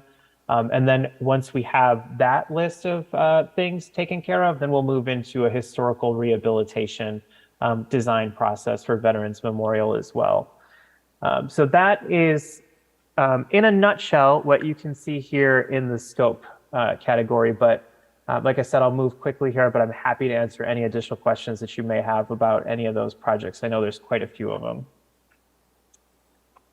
One moment here. I'm going to make sure I've got my notes there. Okay. So now on the estimate projects stage. So these are projects where we've essentially done a handoff over to our facilities team or the new site development team over at Public Works. If you see a line through it, of course, that's a project that was has moved to a subsequent phase or was moved before our last meeting. So Logan parking lots, I'll jump through those ones really quickly. Logan parking lot improvements, that's in the construction phase. So I'll tell you a little bit more about that once we get to construction. El Radka irrigation improvements, that one's now in design. The Woodward Amphitheater shade structure, that one on our last update was in pre-construction. That's now in the construction phase. Granny's Park security lighting, last time we met, that was in the design phase. Now it's in pre-construction. So Herndon Milburn upgrade is the first one that I'll go into a little more detail here. So this one, an estimate has been received to redesign and renovate the Milburn Overlook to include removal of the parking lot, addition of amenities such as benches, tables, and fencing, and ADA paths of travel, lighting, and landscaping. This is a key project for us because Milburn Overlook, of course, is one of our main parks on the San Joaquin River riverfront, which is just an incredible asset that we have in the department. So this project received funding in the fiscal year 23 budget. That's been assigned at this point to the site development team. So they're going to go forward and manage that project, procure the design firm, and then develop the schedule. Trash collection standardization, that one's moved into the construction phase. We'll talk a little bit more about it at that point. Belcher restroom roof replacement. This one's pretty straightforward. We're going to replace the roof out there at the Belcher restroom. Funding was authorized for this one in fiscal year 23, and this one was assigned to the facilities management team to implement a roof replacement. I'm going to pause for 1 second and note that you may see some projects that seem to have appeared out of nowhere later down the line. That's because any project, even if it was already underway, if it received even a single dollar of Measure P funding in the fiscal year 23 budget, we've added it to this presentation. So you may see a few new projects pop up further down the line. So picking up where we left off here, the new picnic areas. So this is one of those projects. California Tupman, Lafayette, Logan, Robinson, and Sunnyside were all awarded Proposition 68 funds to build new picnic areas, which include picnic tables, barbecue, trash receptacles, and ADA paths of travel. Those all received the same amount of Proposition 68 funding. But then in order to get these move forward, we needed to essentially finish completing that budget with additional city funds. So we brought in Measure P funding in fiscal year 23 so that we have adequate funds to implement each one of those appropriately. So that's a project that is currently in the funding authorization stage. At this point, we've re-engaged our colleagues over there at Public Works. And they are making the connection back to the job order contractor who gave us the estimate the first time around to make sure that estimate is still good. Once we confirm that, then we'll go ahead and execute that agreement, and they'll get to work on implementing those park picnic areas. Lafayette restroom rehabilitation. Funding was authorized in fiscal year 23. This has been assigned to our facilities management team to procure design services. This is really a rehabilitation process for Lafayette Park to both address ADA accessibility concerns and also just make sure that all of the facilities and amenities there in the Lafayette restroom are up to standard. This one has design in fiscal year 23, but it doesn't have funding for construction in the current year, so that funding will come in FY24 once we go through the design phase and have a final cost opinion from the architectural firm. Pillabos restroom roof replacement. Restroom roof replacements, of course, are very important, and funding was authorized in fiscal year 23 for this project. Similar to the previous restroom roof replacement, that one is assigned to our facilities management team to to procure a design firm. I'm sorry, to go ahead and replace that restroom. This is a pretty straightforward project. Okay, design phase, JSK tot lot. I'll jump over this one. This one previously was in design. It is now in pre-construction. So we'll talk about that when we get to the pre-construction slide. The Roding Dog Park relocation. This one is in design. It was in design last time, but we have made substantial progress on the Roding Dog Park relocation project. We actually have the final plans in for review. So those are currently going through the final plan review processes, the back check, corrections, and so forth to get us to final plans that we can use to put out to bid. The bid package is being prepared for that. And the CEQA environmental study is under review by the city attorney. So we're at the point where we're just about ready to publish the environmental study.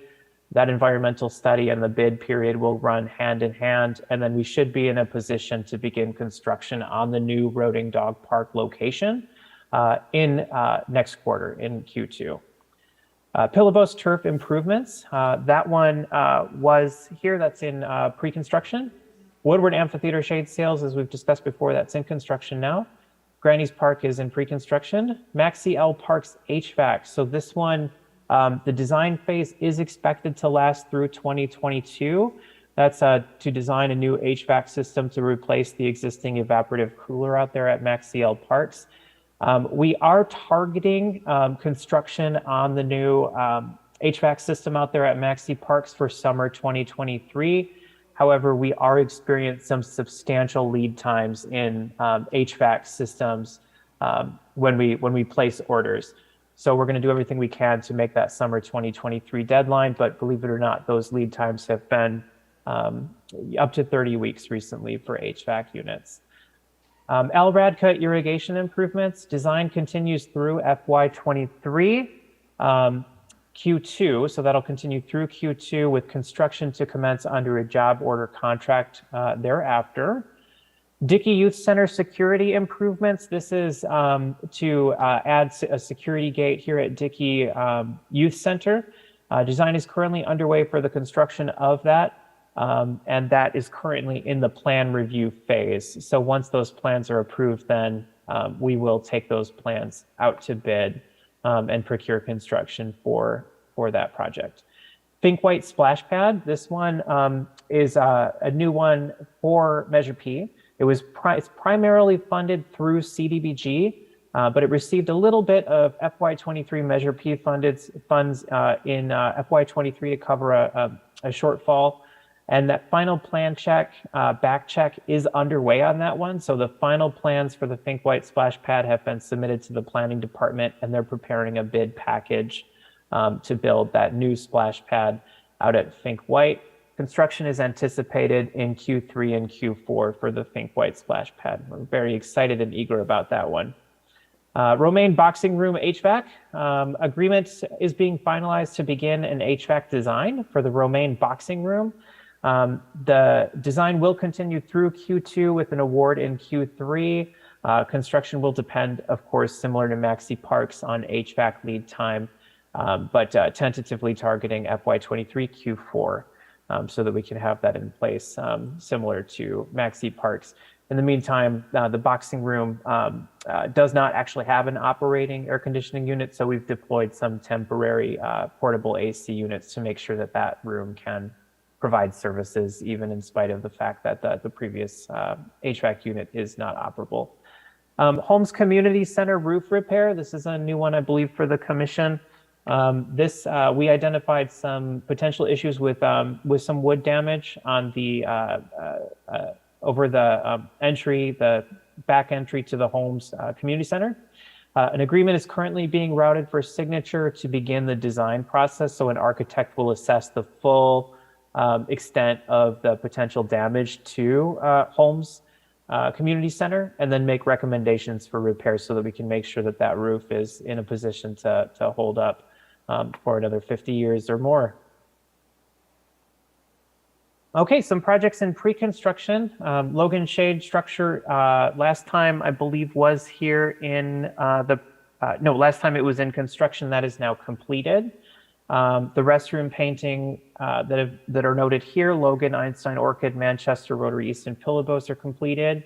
Restroom roof replacements at Orchid and Pillowbos have been completed. And Vinland lighting, the Vinland pathway lighting, that was in construction last time the commission had this presentation back in May. That is now completed. Pillowbos turf and irrigation improvements.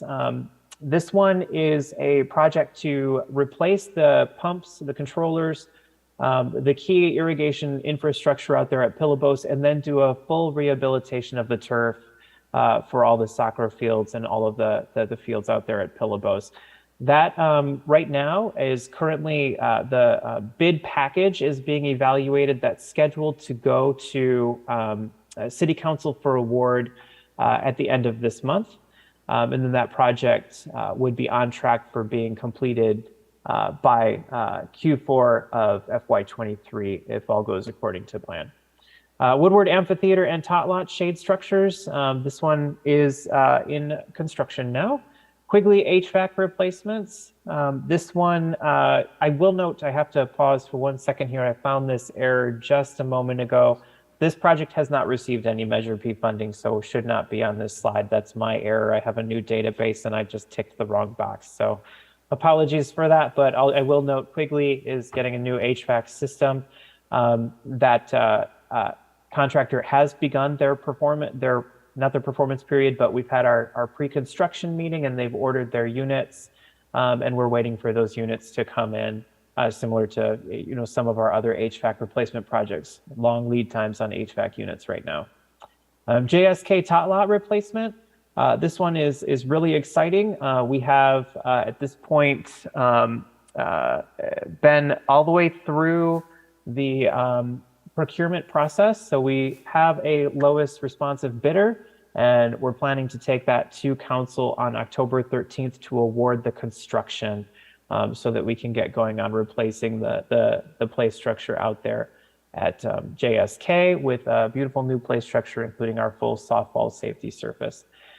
Vinland multi-court surfacing. This is to resurface the current tennis courts to provide tennis, volleyball, and pickleball.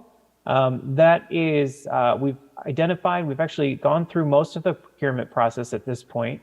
It's just going through its final review by purchasing, and then we anticipate having a contract in place with a contractor to complete that resurfacing and restriping project out there at Vinland in Q2 of this fiscal year. Granny's security lighting, an agreement is currently being routed for execution. A contract is currently being routed for execution. That has also been through the process. So once we have that agreement executed, that contract executed, the contractor will provide the lead time for lighting. Similar to HVAC units, lighting projects are also experiencing pretty long lead times right now, but we're conservatively estimating a Q4 completion date to incorporate the new security lighting out there at Granny's Park. Next, we have things that are in construction. So the link at Blackstone, this one is primarily paid for by, well, pretty much the entire construction process was paid for by the developer. And they're providing, of course, a lease to the city for $1 a year for 15 years to operate a senior program out there at the link at Blackstone.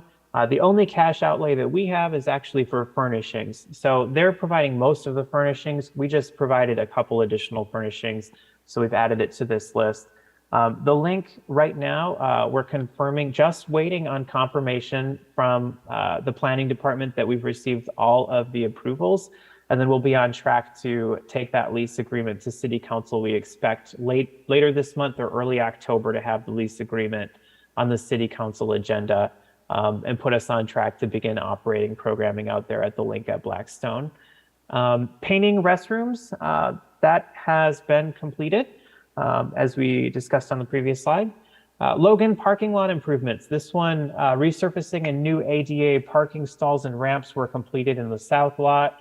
Concrete work has been completed on the north lot for the curbs and the ADA ramp. We're just waiting for the crack slurry seal and restriping of the north lot. And then this project will be completed as well. Logan Park shade structure, again, that one was completed since last time we met. Vinland pedestrian lighting also completed, as discussed previously. This is a new project, so the LED lighting upgrades.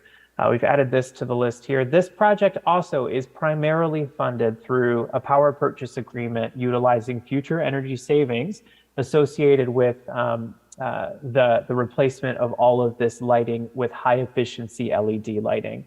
The contractor has completed lighting upgrades at 23 out of the 50 parks that are in scope. So almost every single park that didn't already receive an LED lighting upgrade is receiving an LED lighting upgrade through this project.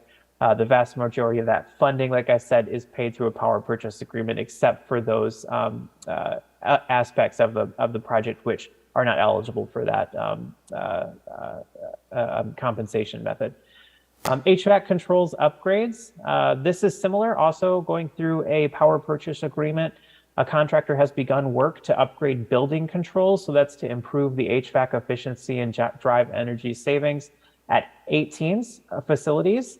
The vast majority of that funding, as indicated previously, is through that power purchase agreement. Just some of the administrative costs are covered through Measure P.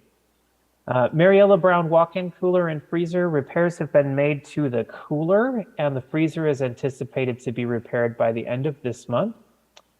Romaine South parking lot reconstruction. This is a project that is underway to repave, restripe, install irrigation, landscaping, and lighting at the south parking lot near the skate park, and we anticipate completion in the second quarter of this year.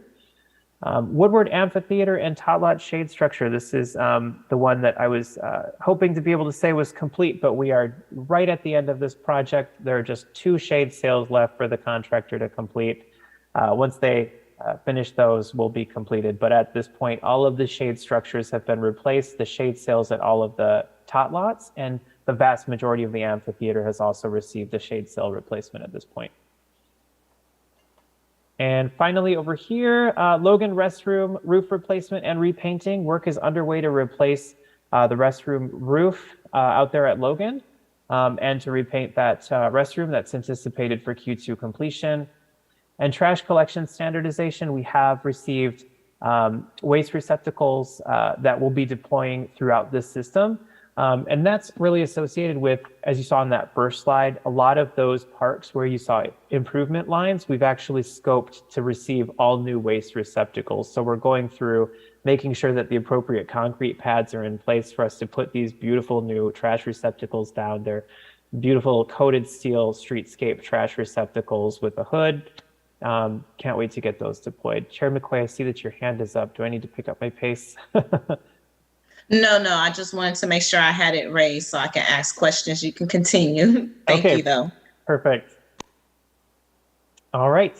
So completed and ongoing maintenance. These are the same 13 projects that were listed as completed and ongoing last time. So I won't go through them in detail. Like I said, I have a lot of them that are right on the verge of moving into this completed column. So I'm excited to be able to put more of them in that column and tell you about those next time. Second part of the presentation is about new parks and facilities. So this is Measure P expenditure category 2. Similar process for the previous projects, so I won't go into detail on that one.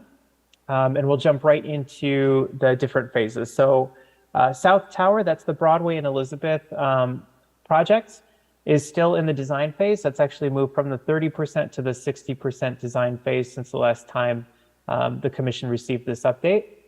Van Ness Triangle, that one was in the design phase. That's now in the construction phase for the street improvements and the design phase for the park improvements. I'll tell you a little bit more about that once we get to it. Citywide Senior Center, that's still in the estimate. I have it in the estimate project phase because the slides don't quite line up. I'll tell you a little bit more about that one. There's been some activity on that one since last time. And El Dorado Park expansion, this one is currently, we're procuring an environmental firm to conduct environmental assessments for this one.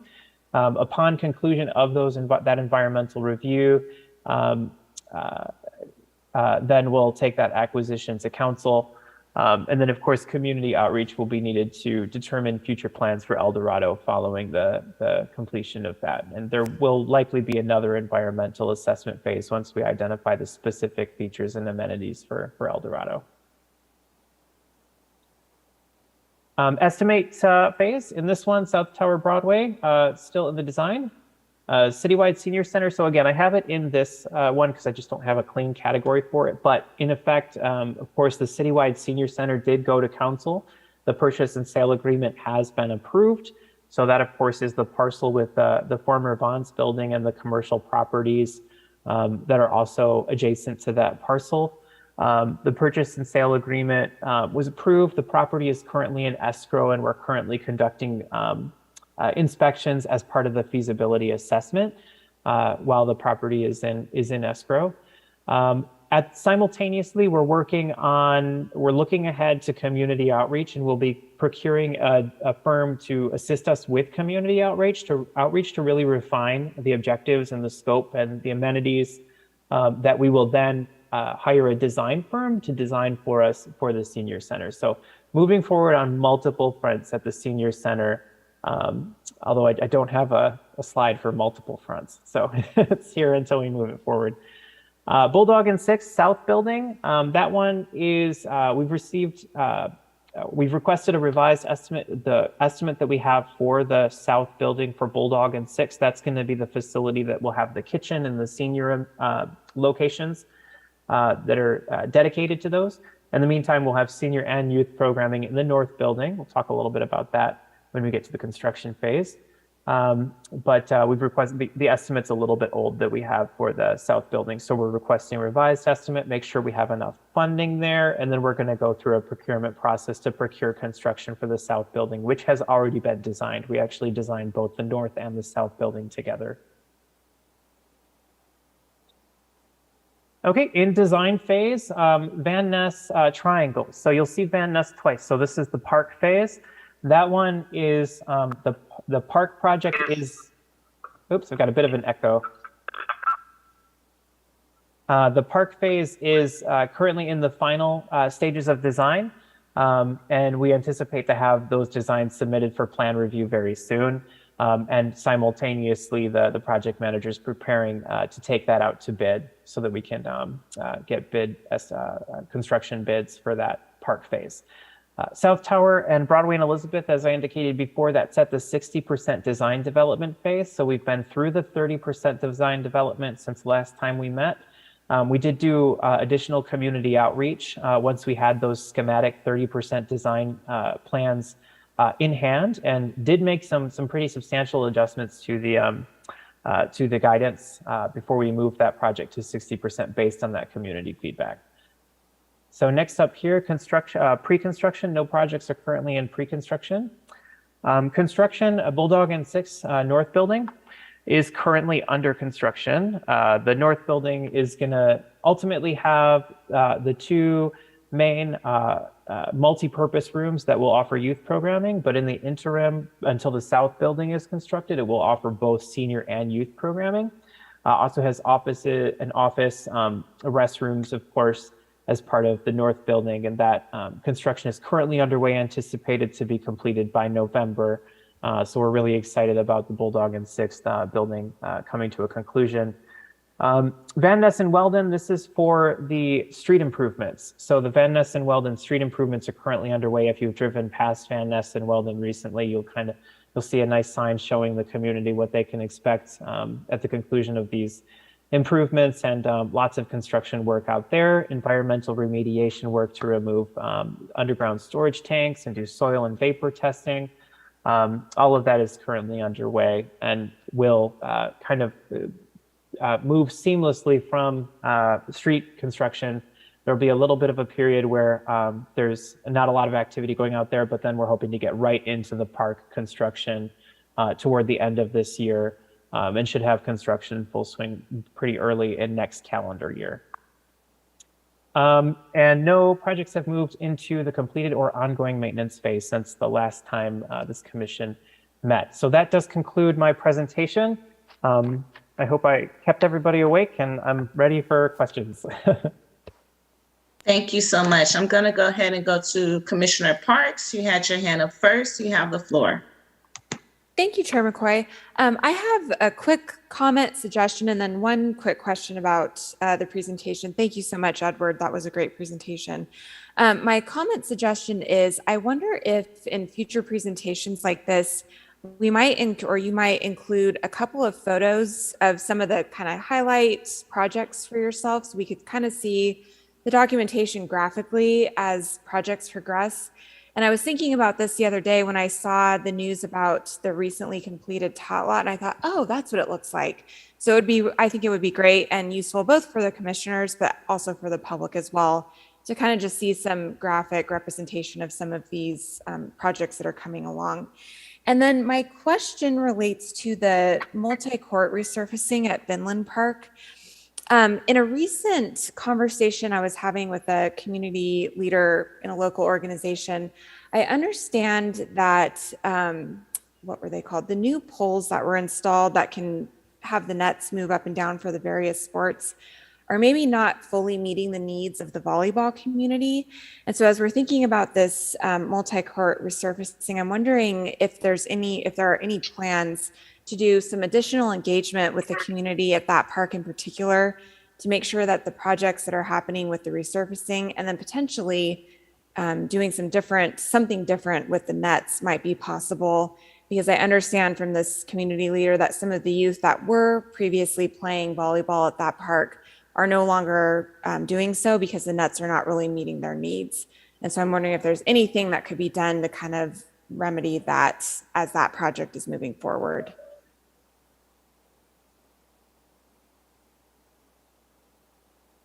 Apologies, I lost my mute button there. Yes, so we, for the Vinland multi-court resurfacing, there's also, and I'm trying to think if it was on that first slide or if it didn't receive Measure P funding, but there will be a pickleball project out at Vinland as well, which is going to be in design in FY23. And that project, yeah, that one did not receive Measure P funding, but we'll certainly be doing community engagement around that project. And your specific comment about the nets, I will definitely make sure to check in with the construction firm to see kind of whether they've received similar comments in the past and how they might be addressing those height concerns. And Commissioner Parks, great suggestion about the pictures. It's actually become our new standard to take before and after pictures. So that's something that we can definitely start incorporating. Thank you. I think that'll be really meaningful in the presentations, just to give kind of a pop of, oh, that's what we're talking about, in addition to the names of the different projects. Commissioner McCoy, Commissioner Parks, would you be willing to share the contact you had regarding the nets?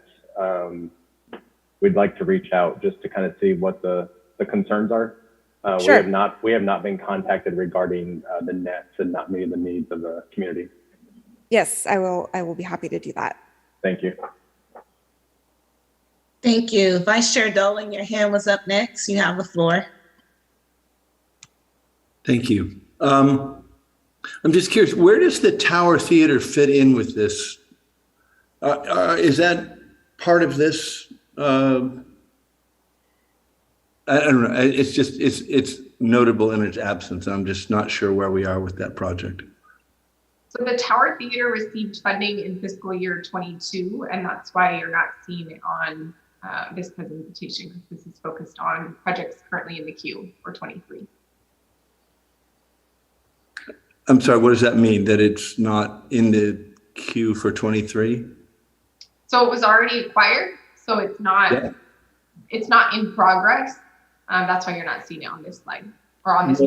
It was acquired, but it's still, there's work to be done, right? Right, but out of fiscal year 22. So there's no current existing funding going towards that project. There's no Measure P funding going towards that project other than the acquisition. So will that be next year then, that it'll, in terms of any modifications or? It depends. I assume there's work to be done beyond the purchase.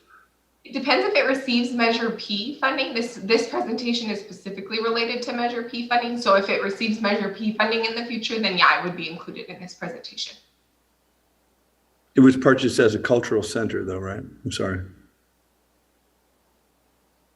I don't know that it was purchased as a cultural center. I don't know if that statement is true, but I know it was purchased to be a city asset as a community center. A community center, I'm sorry. But I assume then that there will work. I'm honestly, this is just questions of curiosity. There will be work done on that project beyond the purchase of it, I assume. And that we'll see that next year, is that what you're saying? So I think they're going through some assessments right now to better understand the potential work that will be done out there. And then, yeah, if it's Measure P or general fund, additional funding could be put towards it for improvements, etc. If it were purchased under Measure P funds, wouldn't any work that were done on it also be out of Measure P funds? Not necessarily. We use multiple funding sources for lots of projects. Ed mentioned a few today that are receiving CDBG, general fund, GM, as well as Measure P. Okay, thank you. Thank you. Commissioner Barraza, you have the floor. Thank you, Madam Chair. I wanted to thank staff for a wonderful presentation on this one and the one before. Very good information. And I just wanted to say thank you to all of you that participated in putting it together. I wanted to ask about a couple of projects. One is the Southeast Fresno Regional Park that does not have Measure P funding, but it has $8.5 million. And the first phase was supposed to involve community meetings and things like that. And I believe the architect was hired, but and then at the same time, tell me about the widening of Peach Avenue that was supposed to happen around the same time. If you could please give me an update. So I would love to, but I'll look to Christy since that's not a Measure P agendized item. Yeah, so if it's not a Measure P funded item, it wouldn't fall under this agenda item. And so we can't have a full discussion about what's going on. You could definitely request an agenda item for the next meeting to discuss those items. And Commissioner Barraza, we are happy to email you an update related to the Suceda project that you're mentioning. And then in terms of the widening Peach, that would be under the purview of the Department of Public Works. So happy to also connect you with Scott Mosier's team to get an update related to that. But yeah, the 49 acres project is not funded by Measure P. So we are happy to send you an email update tomorrow if that's okay with you.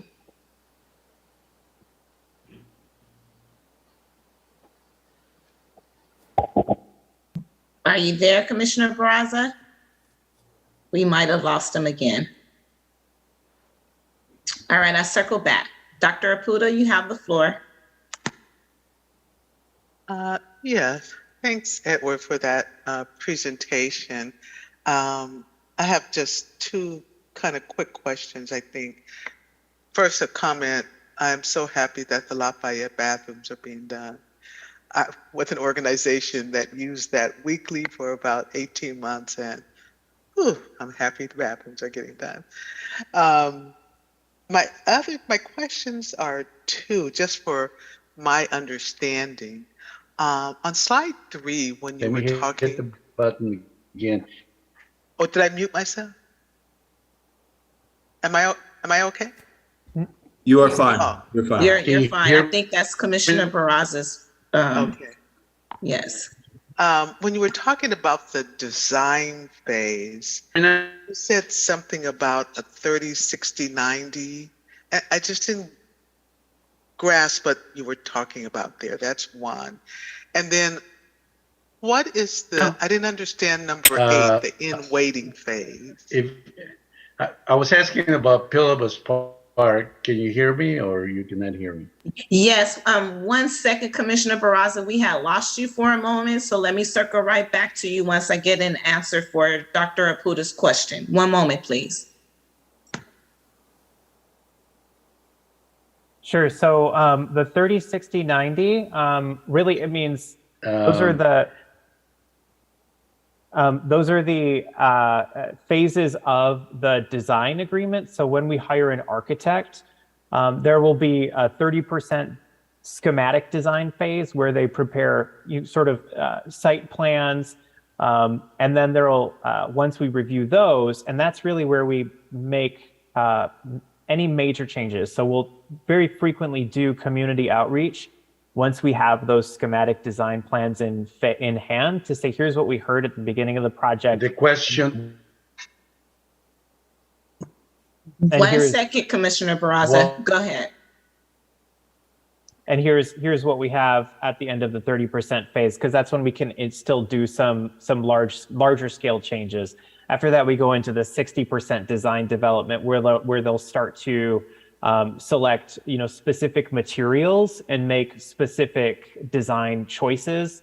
Was how they're going to do with the soccer game. Can someone just mute Commissioner Barraza, since he obviously can't hear us? I did just place him on mute. Thank you. And Go then ahead, finally, Edward. you bet. And then after the 60% phase, once we've given the thumbs up to that, then the architect begins to build the documents that will be used as the basis for the public bidding process. So those documents have the level of detail necessary for contractors to put together a bid estimate based on those documents. So there's a different notice to proceed issued, which has a different performance period. So each agreement will say, 30% has a 60-day performance period, 60% will have another 45, 90% will have another 30 or so. So it's kind of how the construction schedule, the design schedule is built with the architect. Okay, it took me a minute, but now I think I'm following. Dr. Aputa, may I ask you to hold off for your second question so I can go back to Commissioner Barraza? I think that's only fair. Absolutely. Thank you so much. Commissioner Barraza, can you hear us? Madam Chair, just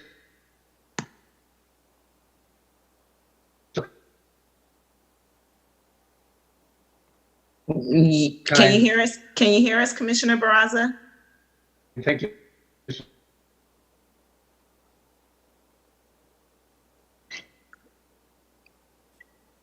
I'm so sorry you're having technical difficulties tonight, but we're unable to hear you.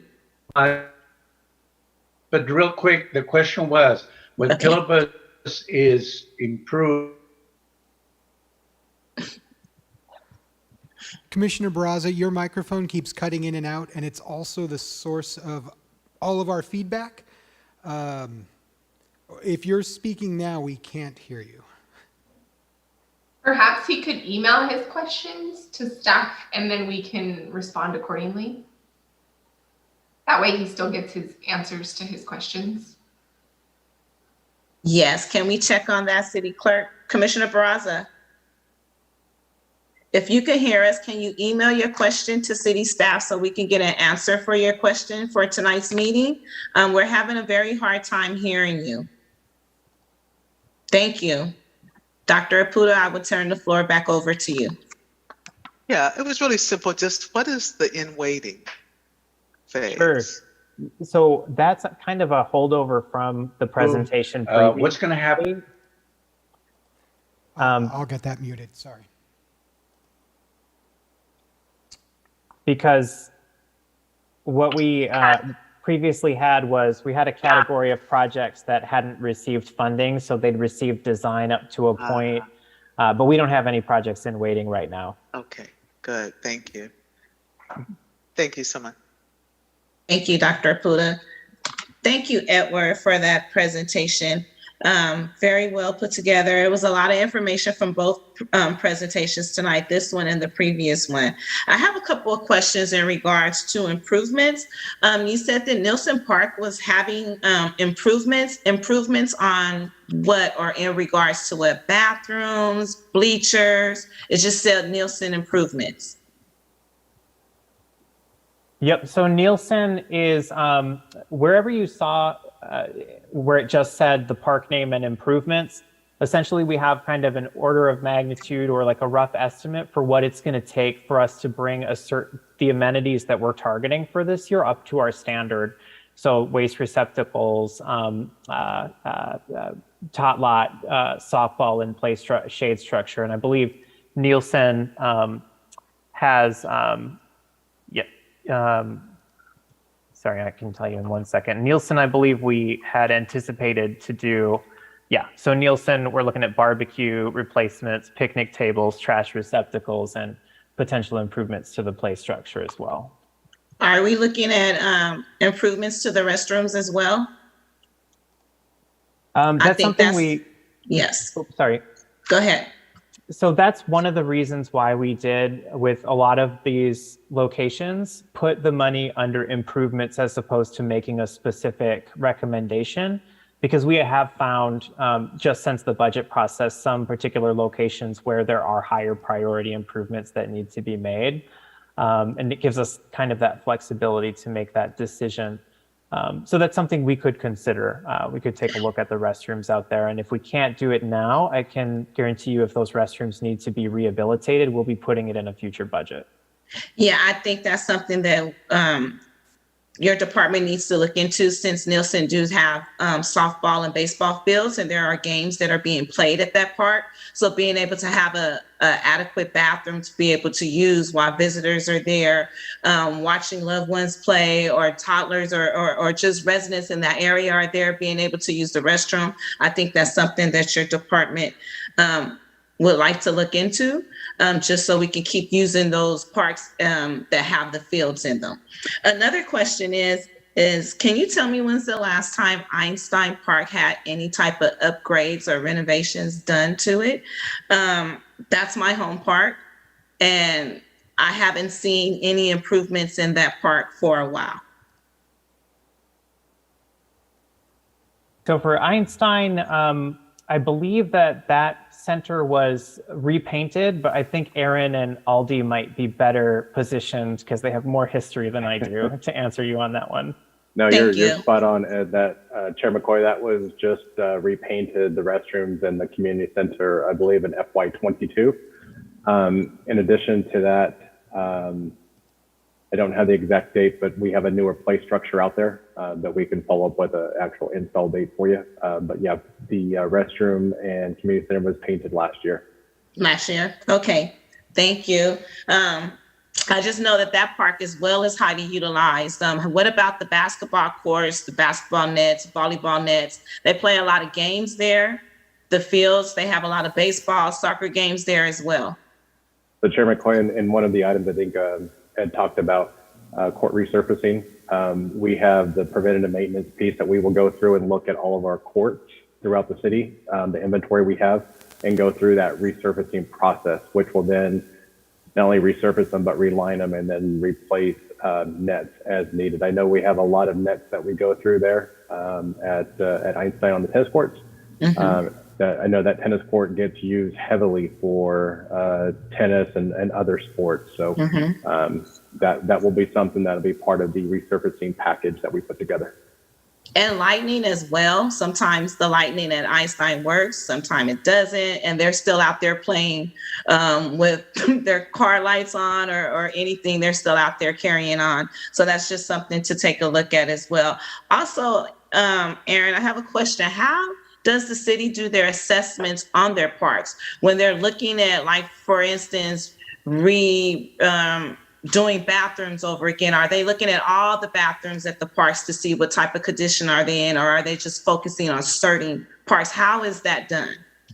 So Chair McCoy, part of our program going forward is we have a preventive maintenance section We're going through that hiring process for 2 new positions. So what we will do, similar to the court resurfacing, we will assess all facilities citywide, all bathrooms, all sports courts, and then build what that plan looks like for bathroom remodeling, upgrades, and then court resurfacing. So right now, as we go through, the area managers, the 5 that we have, go through their parks and identify where those needs are through the budgeting process. So upcoming mid-year, we'll look at what priorities we have. Like Lafayette came up last year as one that needed to be addressed, and that we put that one in there. Prior to that, it was Vinland. So as we go through and identify these, we can start identifying and proactively start upgrading and remodeling these park restrooms. And then, Go ahead, Abby. we also use highest needs, so that significantly impacts the ability to prioritize, just because a significant amount of that money has to go towards highest needs, and with the 33 percentile map, there aren't a lot of parks in highest needs, and so that funnels a lot more money, which is great, and that's what it intended to do. But it does impact the ability to reach the non-highest need parks in 1 year. So it's going to take a phased approach to be able to reach the non-highest need areas. Yes, very. I understand. I was just wondering how the assessments were done on the parks. I know maybe reaching out to a CBO. I know when I was with a nonprofit and we were in talks of updating the parks master plan, I believe in 2014, 2015, I personally went out and did the inventory in all South Fresno parks, which is included in that parks master plan update. So just think about maybe hiring some youth, or, we have our youth program. We can utilize those youth to go out there to do assessments in our parks, and we can have something that's updated on a yearly basis, and we can keep a mid-year watch on the conditions of our parks, so we won't have to wait until they deteriorate or get in really bad shape to start replacing these fixtures. Just a suggestion. Thank you.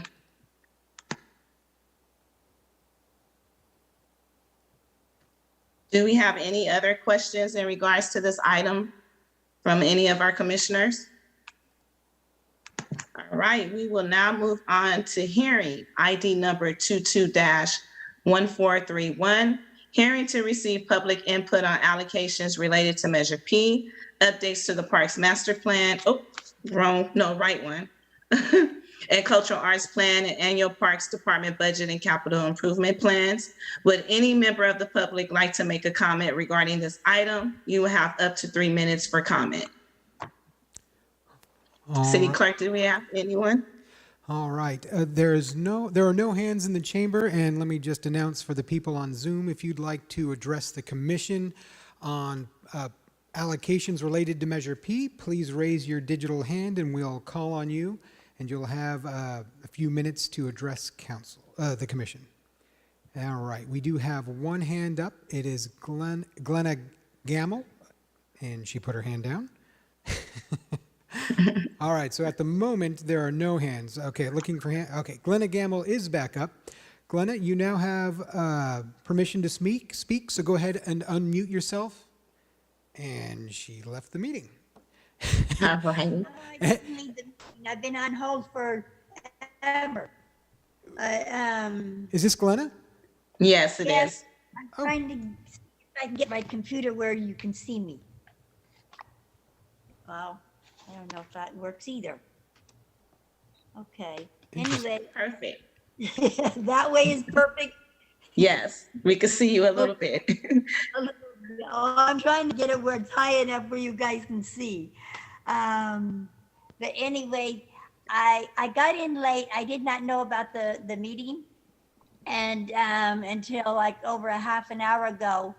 And so I've been on hold for about a half an hour or longer.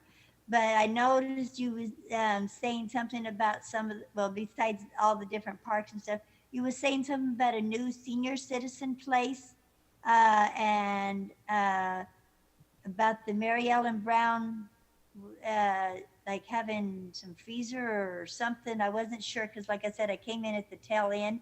So I was wondering what you guys was talking about on those. And just as a reminder, This particular hearing is a moment to receive input. So the commission is looking for your input on items. And if someone wants to take a very brief moment, they can high level address what you're asking. But for the most part, this is the time where you can provide your input to the commission. Okay, like exactly how? How you think they should allocate the Measure P dollars, or updates to the Master Parks Plan and Cultural Arts Plan, or annual Parks Department budget? I think they should like spread the money out to all the different parks, no matter what side of town they are on.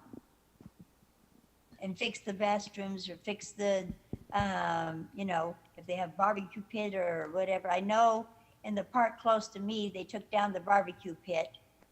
Besides homeless hanging out there, they took out the barbecue pit, but they still have the table and benches. So I don't know if they have that in some of the other parks or not.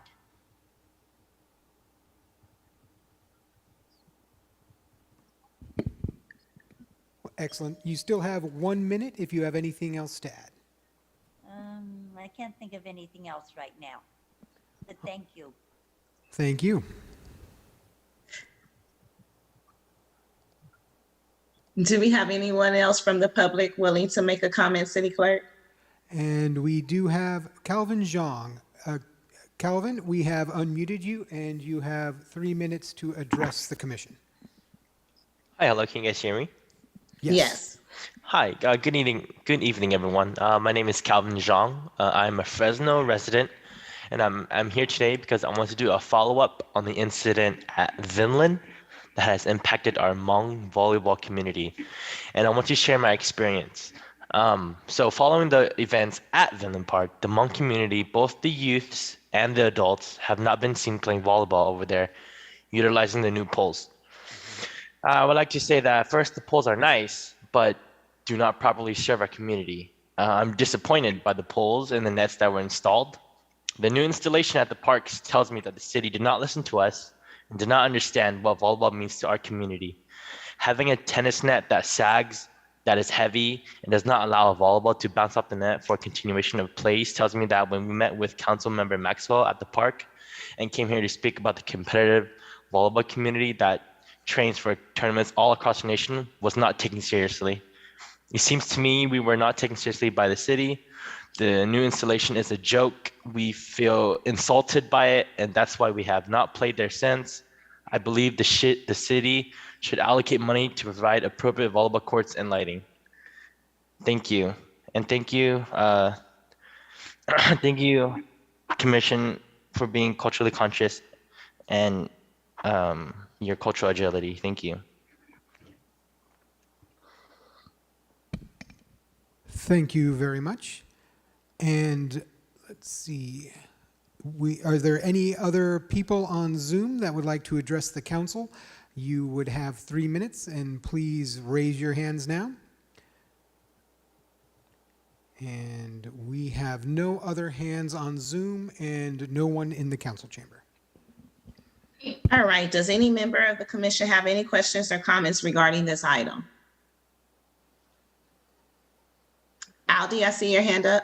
Yeah, as a reminder, we have about 4 meetings left until you all make your budget recommendations in November.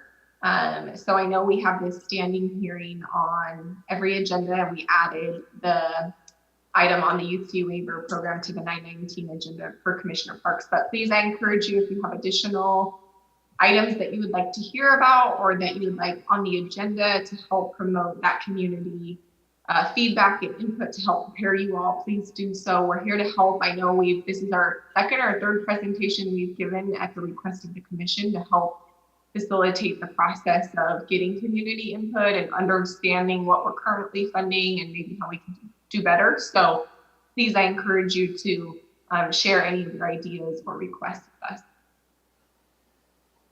Thank you, Aldi. Before I adjourn the meeting, I would like to circle back to Commissioner Barraza to see if he can hear us and if he can get an answer to his question that he had. Commissioner Barraza, can you hear us?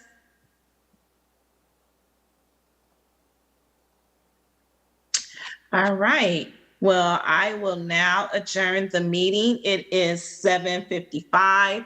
Thank you for a very productive meeting. You guys enjoy the rest of your evening with your family and see you on the 19th. No, right? The 19th? Yes, okay. All right, the 19th. Good night, everyone. Good night. Thank you.